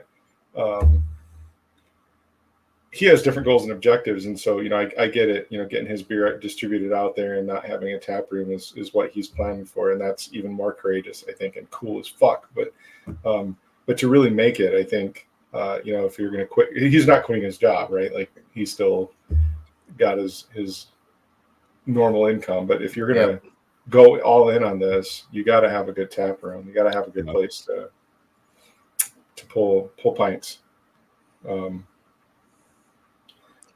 Well, back to Brew Year's resolutions. I think mine mirrored Jordan's a lot. Brew more beer, brew better beer, and catch up with Brian on the medals. I mean, I have probably 2 or 3 years of taking nothing but firsts to catch up to both of you in terms with medals. So I've got a ways. My little measly 3 here hanging on the wall. But when you guys sitting in double digits. I took 15 this year, I think. That's this year. 5 times what I have, period. And I think I took 8 this year. That's pretty good, though, considering you didn't brew. So, yeah. I took 8 this year.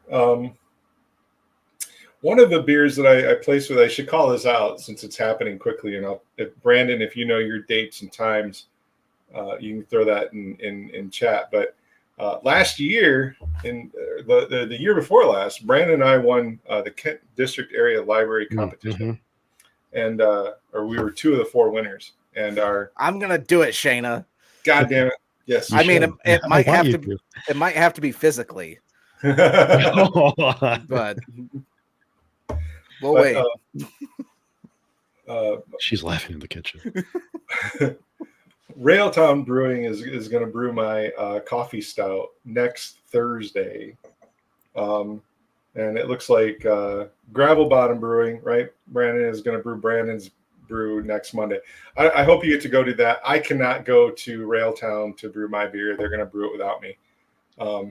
Both of those beers will be on tap sometime in early February. Awesome. February at Horrocks. In GR, they're going to do like a special K-Dale release.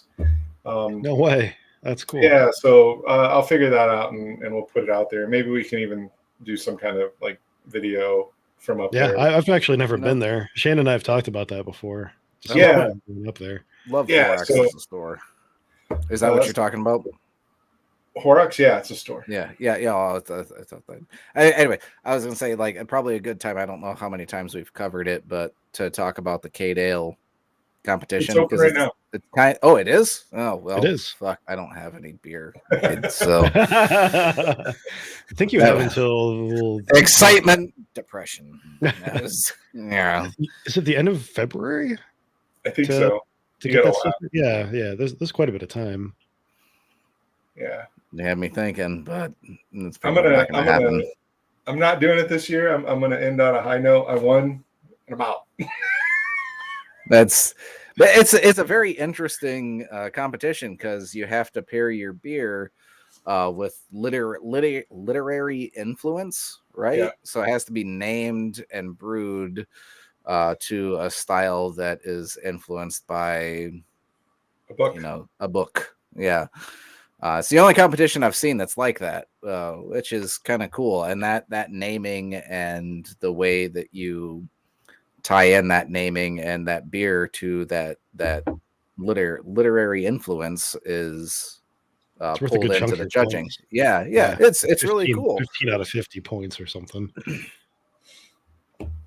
Yeah. So Brandon, we'll have to coordinate and go up there in February if we can for that release. I'm bummed that I can't make my brew day, but you should bring some on show. Bring some for us, and we'll try. Well, we should have both of you on to talk about the beers. Oh my God, have Brandon Edwards on as a guest?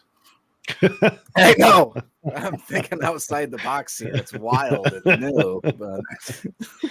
So Brian, as I step away to get another beer, what are your Brew Year's resolutions? I'll be right back. So, one of my resolutions that I want to at least sort of get started on is to get started going electric. I kind of started on that last year. Maybe it was 2020. I can't remember. I got a nice sink installed in my basement. And the thought behind it, not only for, doing cleaning shit in the basement, but when I do have an electric brewing setup down there, I didn't want to have to run ventilation. I decided I was going to do a steam condenser. So for those who don't know, a steam condenser is when you basically have a lid on your boil pot that runs the steam off into a section outside the pot where there's cold water running through, and it sprinkles through the steam and sort of turns it back into water. And instead of the steam, just hanging out in the pot, it gets pulled out. It creates a vacuum, essentially, where the steam continuously is being pulled out of the pot by this, this water and this suction. So I'm going to do something like that and have it, spew out right into the sink. The first thing I need to do is get electric ran downstairs. And then the second thing I need to do is, 220 or 240. I already have electric downstairs, obviously, but I just need to buy a setup. So that's one thing I really want to at least try to do next year. Brewing outside in the winter with propane without a garage sucks. So brewing outside with a garage still sucks, especially in February. You've been there. Yeah, you get 10 people in a garage. I mean, there's always that, suffocation risk, when you have the garage door mostly closed and propane burners going. But that shit sinks. It goes out. That's fine. You open up another door, get a backdraft. We're all good. It wasn't completely closed, but I thought of you outside brewers when I was, sitting on my couch brewing Sunday or Saturday. So, I used to, but I got banned from brewing in my kitchen. Because I made my basement rain once. Oh no! What happened? The key word there, Jordan, is my kitchen. So yeah, okay. Well, yeah, that makes sense. If I get a second kitchen, great. No, but so Brian, I'm kind of with you on electric brewing. So before I ended up having to get a whole new septic system, which is expensive as fuck for anybody who's listening. One of our plans for home renovations this year was I wanted to get a nice new. We have a 15 by 20 shed that we store a lot of our stuff outside right now. I want to get a nice big one, cement pad, section it off, have the garden side of it, and then actually have a powered brew house, more or less, where I could move all my brew equipment out there, have electric and water ran out to it. And that's still kind of in the works, kind of the plan, but we'll see what happens. I just got a quote to upgrade my house's electric panel from 100 to 200 amps. That's also really expensive, a lot more expensive than I thought it was going to be. Oh, geez. by about double. But Oh. after I told the guy, like, they've got to run electricity for our new septic pump anyways, so they're like, I was like, hey, can you just give me a quote for this? And I told him, I'm like, yeah, I'm probably going to hold off on that for now. And he's like, yeah, our supplies are a lot more expensive now, and yada yada, whatever. They've been great to work with. I'm not trying to brush them off, but yeah, it was quite a bit more expensive than what I had anticipated, but it's not deterring me from wanting to do it, just because I run a lot of electronics, and 100 amp service is the standard from, going on 40 years ago. I believe 150 or 200 is what's standard being made in new houses. So I kind of want to bring up to standard, but yeah, it's expensive. But yeah, long story long, as Travis would say, I'm with you. I kind of want to move electric, although I don't think I'm going to be doing the steam condensing like you are. Yeah, I think electric's in my future too. I know we're at my wife and I are at the phase right now where we're daydreaming about building a house someday in the future. Whether it's 1 year or 5 years down the road, but that new house will contain a brewery, not not a room that I can brew in. It will contain a completely separate brewery. Yeah, exactly. System. So that's going to be my goal. That's hopefully what I can work towards as I get closer to retirement in the future. But yeah, I want to go to electric. Did we had talked about doing a show on electric rigs? Did we ever do that? I don't think we did. I don't know. Brandon, we would have had Brandon on if we did it. Yeah, I know. I don't remember. Maybe we talked with him briefly about it. Didn't Jake Losi do steam condensing for a while too before he opened up Presidential? I thought he had some sort of closed electric system.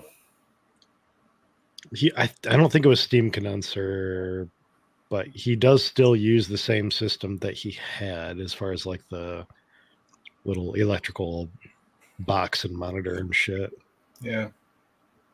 I thought he had some sort of steam system. I don't know. That could be my brain making shit up. It's Monday and I'm drinking, so. Another thing I want to do, and I was about to share this.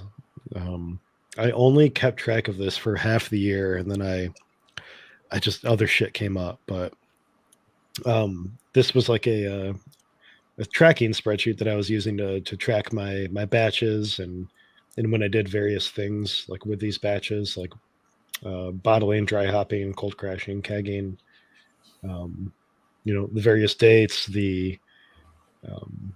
I have different colors for the different fermentation vessels I use, the generation of yeast that I was using. What do you extrapolate from this? So a lot of this was I need to use sort of when I'm brewing for NHC. So this is like a calendar for brewing, more or less. It is, right? So this is all done previous or prior to brewing. Most of it, okay. With the exception of like kegging dates and stuff.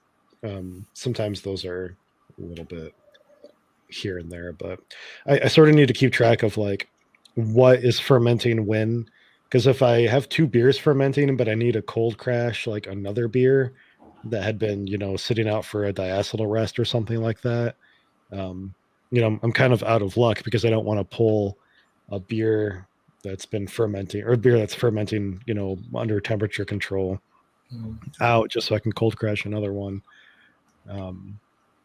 And potentially, ruin one beer just to, get another beer ready to be kegged and stuff like that. So this is why you have like 6 fridges.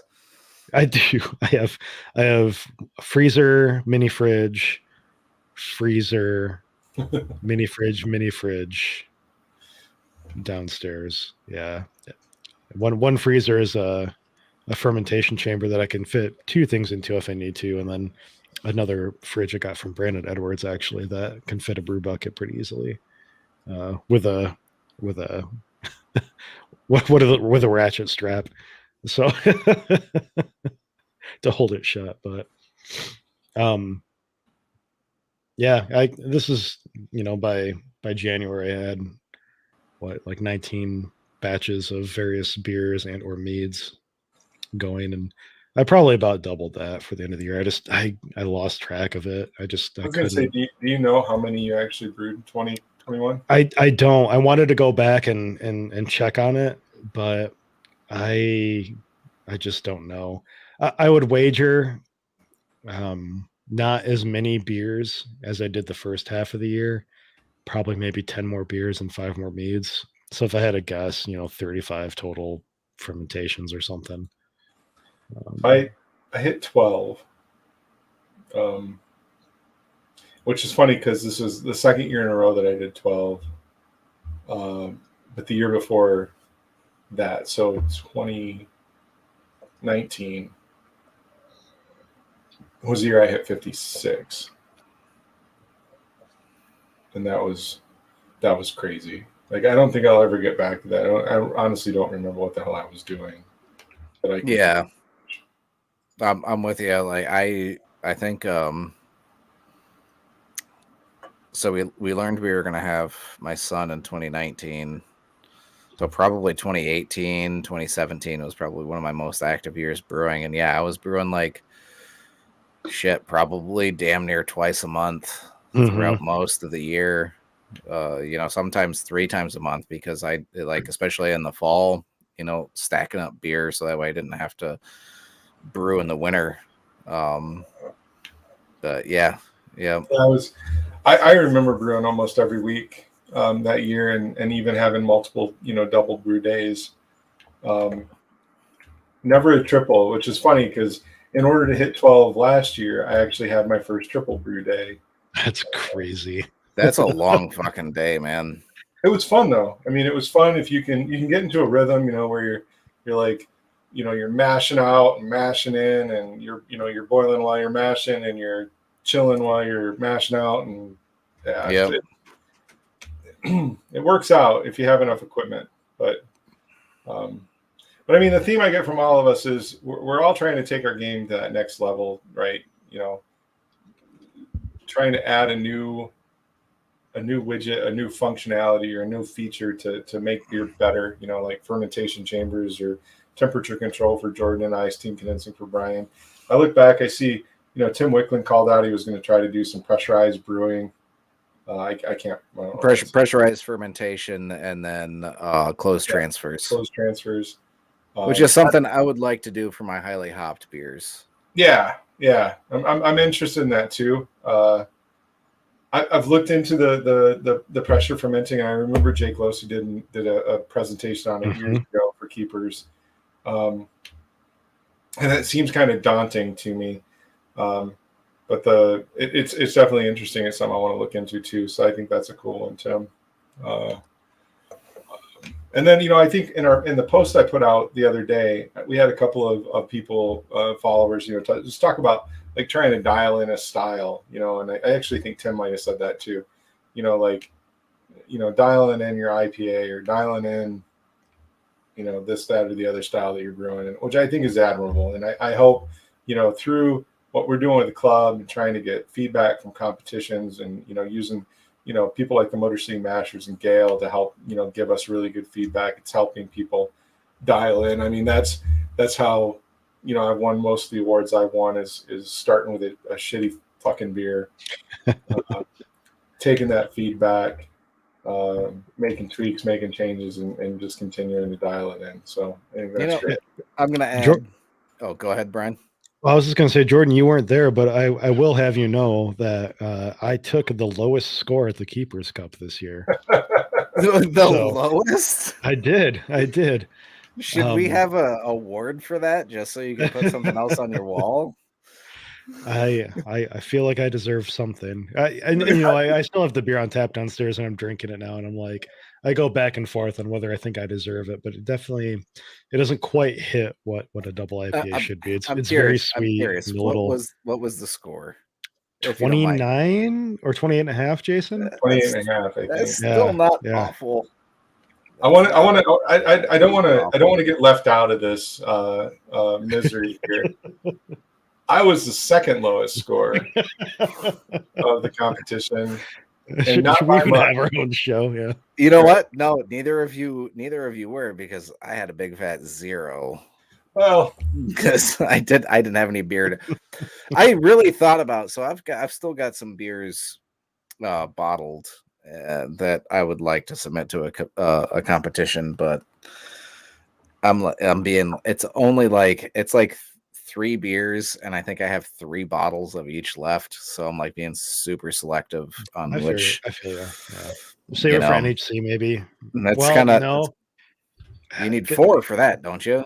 It depends on how they do it this year. It was 6 last year for one facility, and I think if they do like a first round, second round sort of thing, it's usually at least like 5. I'm thinking Michigan Beer Cup if they allow more than one entry this year. But as I was gonna say, I think Brian, I told you to brew your banana bread stout again. And Jason, you talking about, I can't recall what you said that triggered this memory of mine, but something that I do want to get back to is brewing some styles that really got me into brewing, like styles that I love, but just, I've been a little more focused on popular styles, as of late, like stouts, pale ales, IPAs. That's been a majority. Now, I love those styles. I do. And you can crush them if they're brewed right. But I used to be really big on Hefeweizens and triples. I knew you were going to go there. Yeah. And I haven't brewed a triple. I had one that got infected years and years ago. In fact, I bottled it. I probably still have some of those infected bottles here in my basement somewhere. Because I kept it, because triple is a style that's close to my heart. I love the flavor. I love that Belgian character.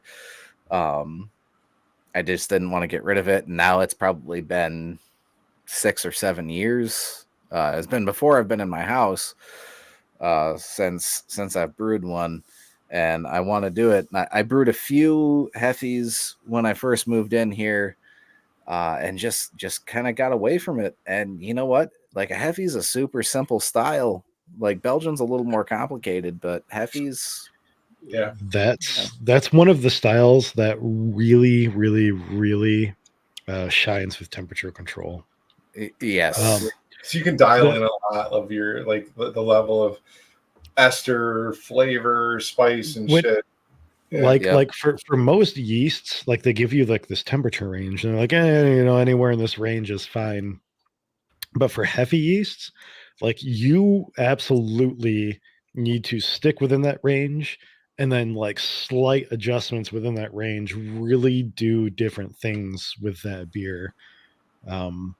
Like the difference of 5 degrees here and there can really do something different.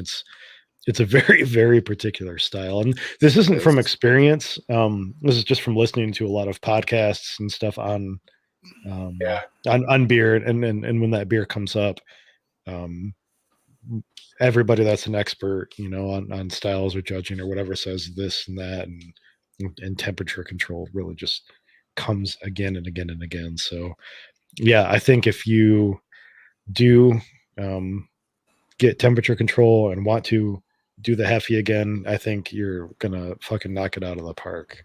Well, that's what I want, because I haven't had one. Like, the past few that I brewed were, honestly, kind of, they're up and down. I think I've brewed 3 of them while I've been living in this house. And for anybody who's out there who's a brewer and maybe renting or anything like that, and thinking about buying a house, it very well could change your entire brewing process. Especially if you don't have the tools to control everything end to end, like, say, fermentation control. Like, I was before I bought a house, I was in a townhouse, and thankfully, like, we were like my basement was underground basically in the townhouse, so that Mhm. basement stayed really cold. Allowed for decent fermentation control because it pretty much didn't change in the basement from season to season. But the house that I have, although it's very similar, like I don't have a walkout or anything like that down here. The basement fluctuates in temp with the seasons. So I don't quite have that same season to season consistency within my brewing, which is why I'm looking at fermentation control. So highly suggest anybody who, even if you're pretty basic off, or pretty early off within your brewing career, start considering controlling your fermentation somehow. It's the one thing, I've brewed for, I don't know, 8 or 9 years now, and been successful as a home brewer. And it's one thing I've always laughed at. I don't mess with my water profile, and I don't bother with fucking temperature control.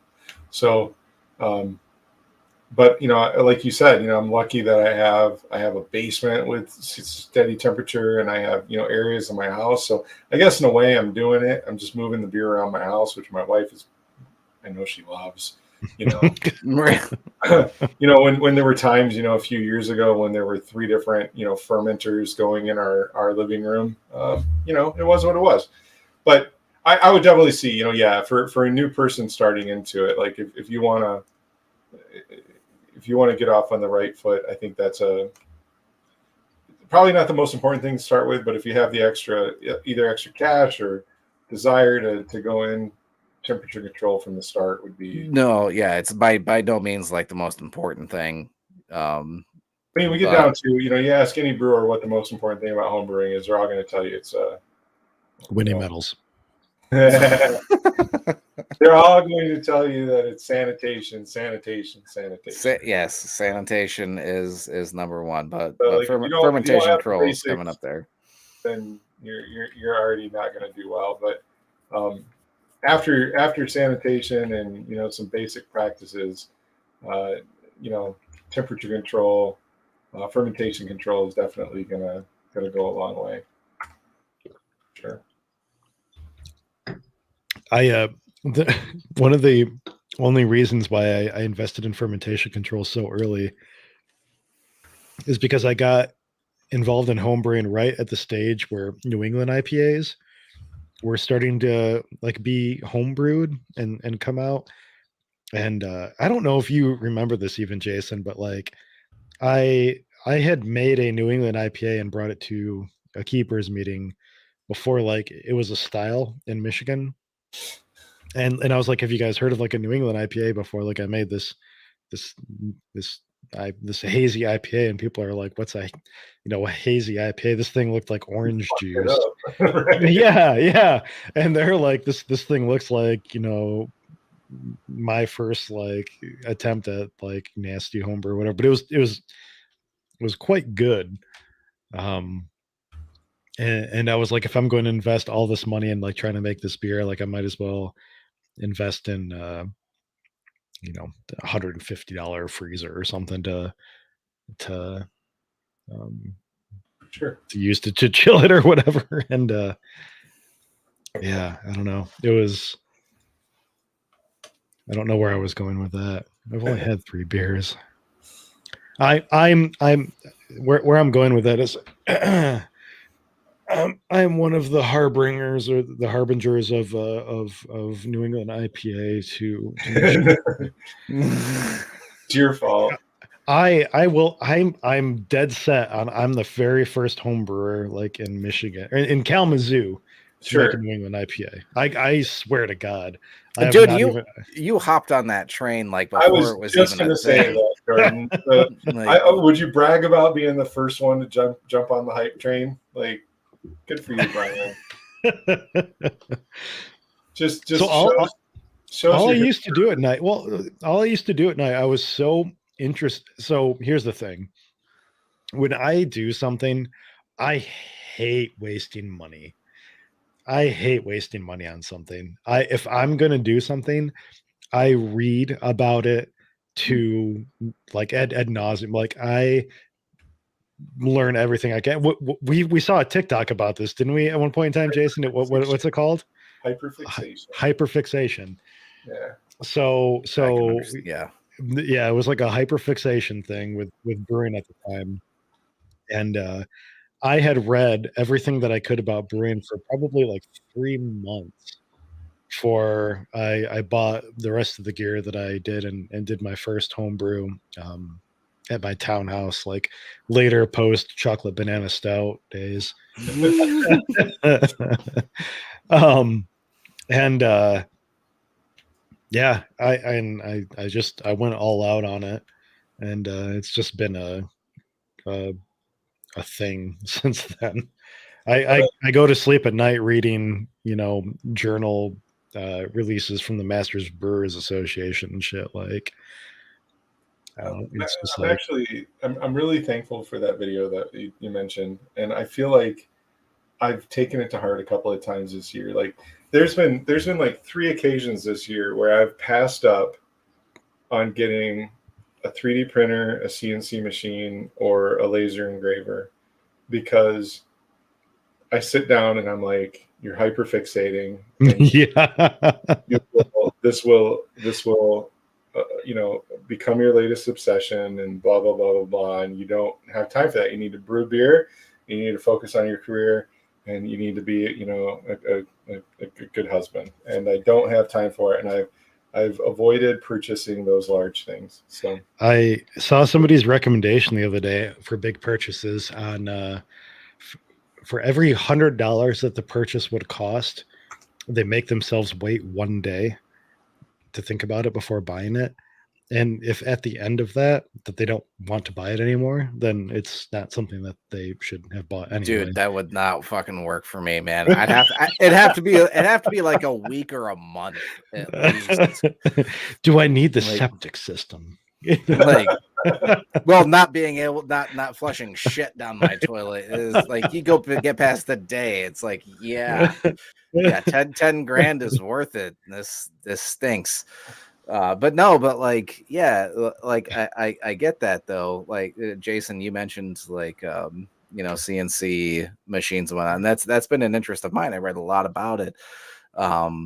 But yeah, like, do I see practical application on it? Did I do a lot of reading? Yeah, absolutely. But I have to tell myself that I have to stick Shiner Cheer, winter warmer, right? Yeah, still have some left over. I've got something to add to that, but just I guess in a second. I have to stick with something. I tell myself I have to stick with something for 3 months at minimum before I can actually, and this is like 3 months of like research, reading blogs, reading like even tweets of people who are prominent in within whatever industry it is that I'm trying to research, whether like for instance, they say like I put a little over $2,000 into my home gym about a year ago, and that was after I had spent like 6-8 months just like researching like what it was that I needed to do, like why do I want this, why am I going to need it, how am I going to use it. That's what I get down to with when it comes to like those things I mentioned. I do so much research into them, and then I realize, like it's not that it's too difficult. I mean, my first major in college was like CAD and the design. I love that shit, but I just know the rabbit hole that I'll go down into, and the time that I'll spend into it. And then I started looking at it, going like, what am I really going to use this for? Like I was most excited about laser engraving so that I could engrave my bottle caps. God damn it, I don't bottle anymore. And when I do bottle, I bottle for competition and I can't have anything on the cap. Like, so what the fuck? Like, oh, cool, I could do glassware. You know what? For a super fraction of the price, like we had talked about doing Mission Brew's engraved glassware. I can get those for $4.95 off of, Zappos or whatever with our logo. So why do I need to Isn't Zappos a shoe store? Or not Zappos, whatever the one that I got. I can't remember. Shoes and laser engraving. Zap, yeah. Whatever. But it's like, and like, what am I going to use a 3D printer for? And that's what I got down to it. It's like, this is a pure hobby. I'm not, I've got friends that do it. They sell that shit on Etsy. I ain't got time for that. Yeah. So it's brewing was my last hyperfixation, and I need to stick with brewing as my hyperfixation. I need to get back to brewing, get back to the homebrew club. I've been really busy this year with work. I'm the competition coordinator for Keepers, and I've not been doing the greatest job of that. We just did Keepers Cup, but I need to be more on top of the. You've been doing great. What's that? Said bullshit. You've been doing great. Yeah, no, I think you've been doing wonderful. I know. There's more I could do, more engagement, and there's more we could do for the he sees more that he can do, and that's what matters. he has to. No, I get it, man. Like, you have to fulfill it to what you feel is your best. I completely understand. There's this show, right? I've already just at the beginning of the night, I had to tell you guys, like, with my travel schedule and other shit going on, if we stick with Mondays, I got to cut down to 2 weeks a month. That kills me. That's fine. We replace you with Brandon. It's not, it's not our backs. Brandon, are you still listening? You got two you got to cover for now. It's 2 hours. We are not going for the longest show of the 2022. No, I think we focus on good content. Like, we were focused in 2021 about like show length, and even this show's broaching 2 hours, which is the longest I think. Well, no, I mean, it's not quite at our average yet, apparently, but yeah, no, like, quality of content, engagement, whatnot, I think is be right there. Thanks, Brandon. He's got you. He's got you. I think in 2020, when we started this, we were just trying to figure out what the fuck we were doing, which I get. And I think in 2021, we were trying to do more. And sometimes I feel like we did more at the cost of quality. Yeah. I'm with you. Why the fuck did we do a winter warmer show? Why the fuck did we do a Scotch ale show? Other than just to like cram a show in. I wasn't there for either one of them. That's why they failed. I know. Look at George. So I think we need to get back to some quality. We're not that old, We've only got 65 episodes. We've only been going for 18 months. It's a small audience, so I love you guys, and it's engaged. But I think get back to good quality shows, good guests, engage the homebrew community. Homebrewing is our roots, and I think that's what we need to focus on in 2022. Agreed. So, Jason for president. Fuck that. Jason for retirement. That's all I'm working on. I'm gonna say this right now because this is the last of my. That looks good. Isn't that pretty beer? Yeah. It's way more ruby than you can see it on my finger. That's the actual color. Yeah, I do say it looks like a Scotch ale, and now I really want a Scotch. But that's the Shiner, right? Mm-hmm.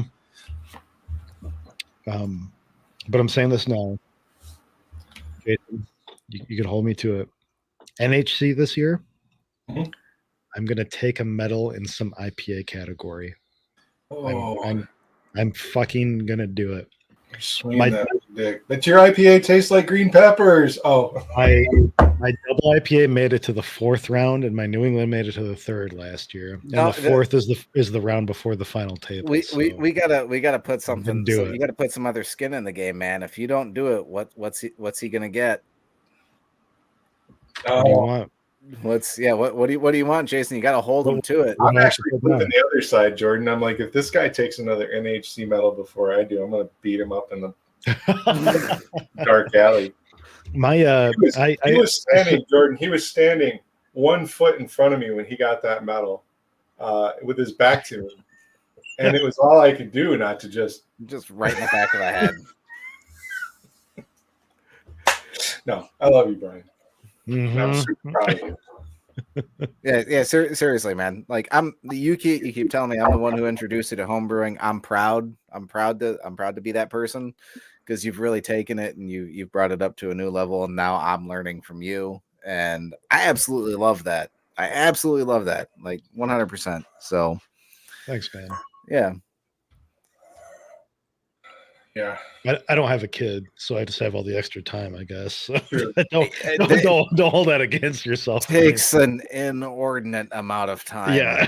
It really does. Like, don't get me wrong. I absolutely love it and wouldn't change it for the world.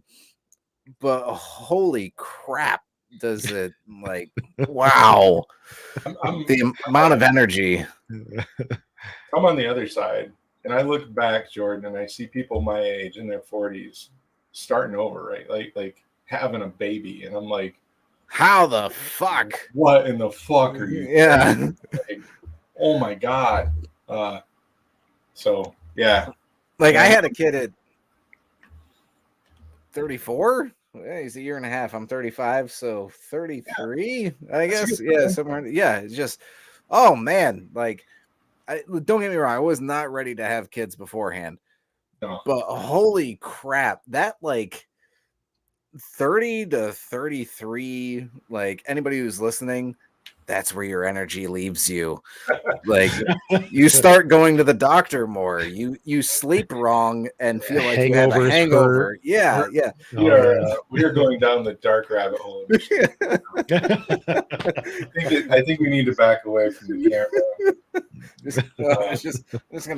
I'll just step back. Yeah. I would say I don't know what our next show is. I do know I'm talking to John Liberty about doing a show to kick off Kalamazoo Craft Beverage Week on the 24th, which is 3 weeks away, right? Yeah, sure. Yeah. Time. We may have a show in between. In between then, we'll have something in between then, I'm sure. But I think that's going to be our next guest show will be Kickoff Kalamazoo Craft Beverage Week. If John is good with that, I'm committing to him without really confirming that yet. So, we'll go with it. I'm going to get in touch with Ken Schramm this week too and see if I can set that up. Let's get him on here. That would be awesome. I'm going to laugh real quick. Hang on, let me check and see something. I just got a messenger. It'd be funny if it was John Liberty. I don't know, somebody else.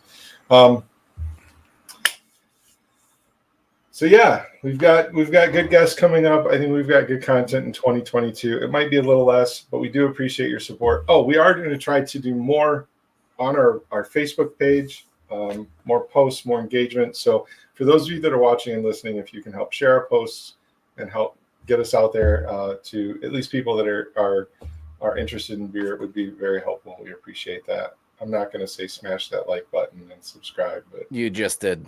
Oh, did I? Yeah. I'm good. Yeah. Anything else, folks? I think that's it. Looking happy 2021/2022. It's going to be another great year. Hell yeah. Brew wise, hopefully it's good. Otherwise, well, yet to be determined. But it is. Cheers to 2022. Cheers, guys. And cheers to Betty White. We were supposed to do that at the beginning of the episode. We were going to do a Betty White cheers. We can do a send off to that. Send off to Betty White. That golden girl. Her birthday's coming up on January 17th. On January 17th, please go out and donate to your local animal shelter in her name. That's 2 weeks from today. It was 2 weeks. Is that going to be our next show? Fuck yeah, let's do it. Let's do an animal shelter donation thon in the name of Betty White. We'll figure that out. That sounds great. I'm here for it. All right. Only somebody, yeah, no. All right. We'll figure it out. Everybody, thank you again for listening. We will see you maybe next week, maybe 2 weeks. Do we still have to? We'll determine our schedule within the next couple of weeks here and try to make something a little bit more sensible and permanent. So right, we got a lot of ideas and a lot of shit that we're talking about. We need to have that meeting. We had a meeting like 6 months ago. We planned out some good shows, so we need to do that. We did information out there. Awesome. We'll post it on our Facebook page. So yeah, cool. Cheers. All right. Cheers all. Thanks. Happy Monday. Have a good week.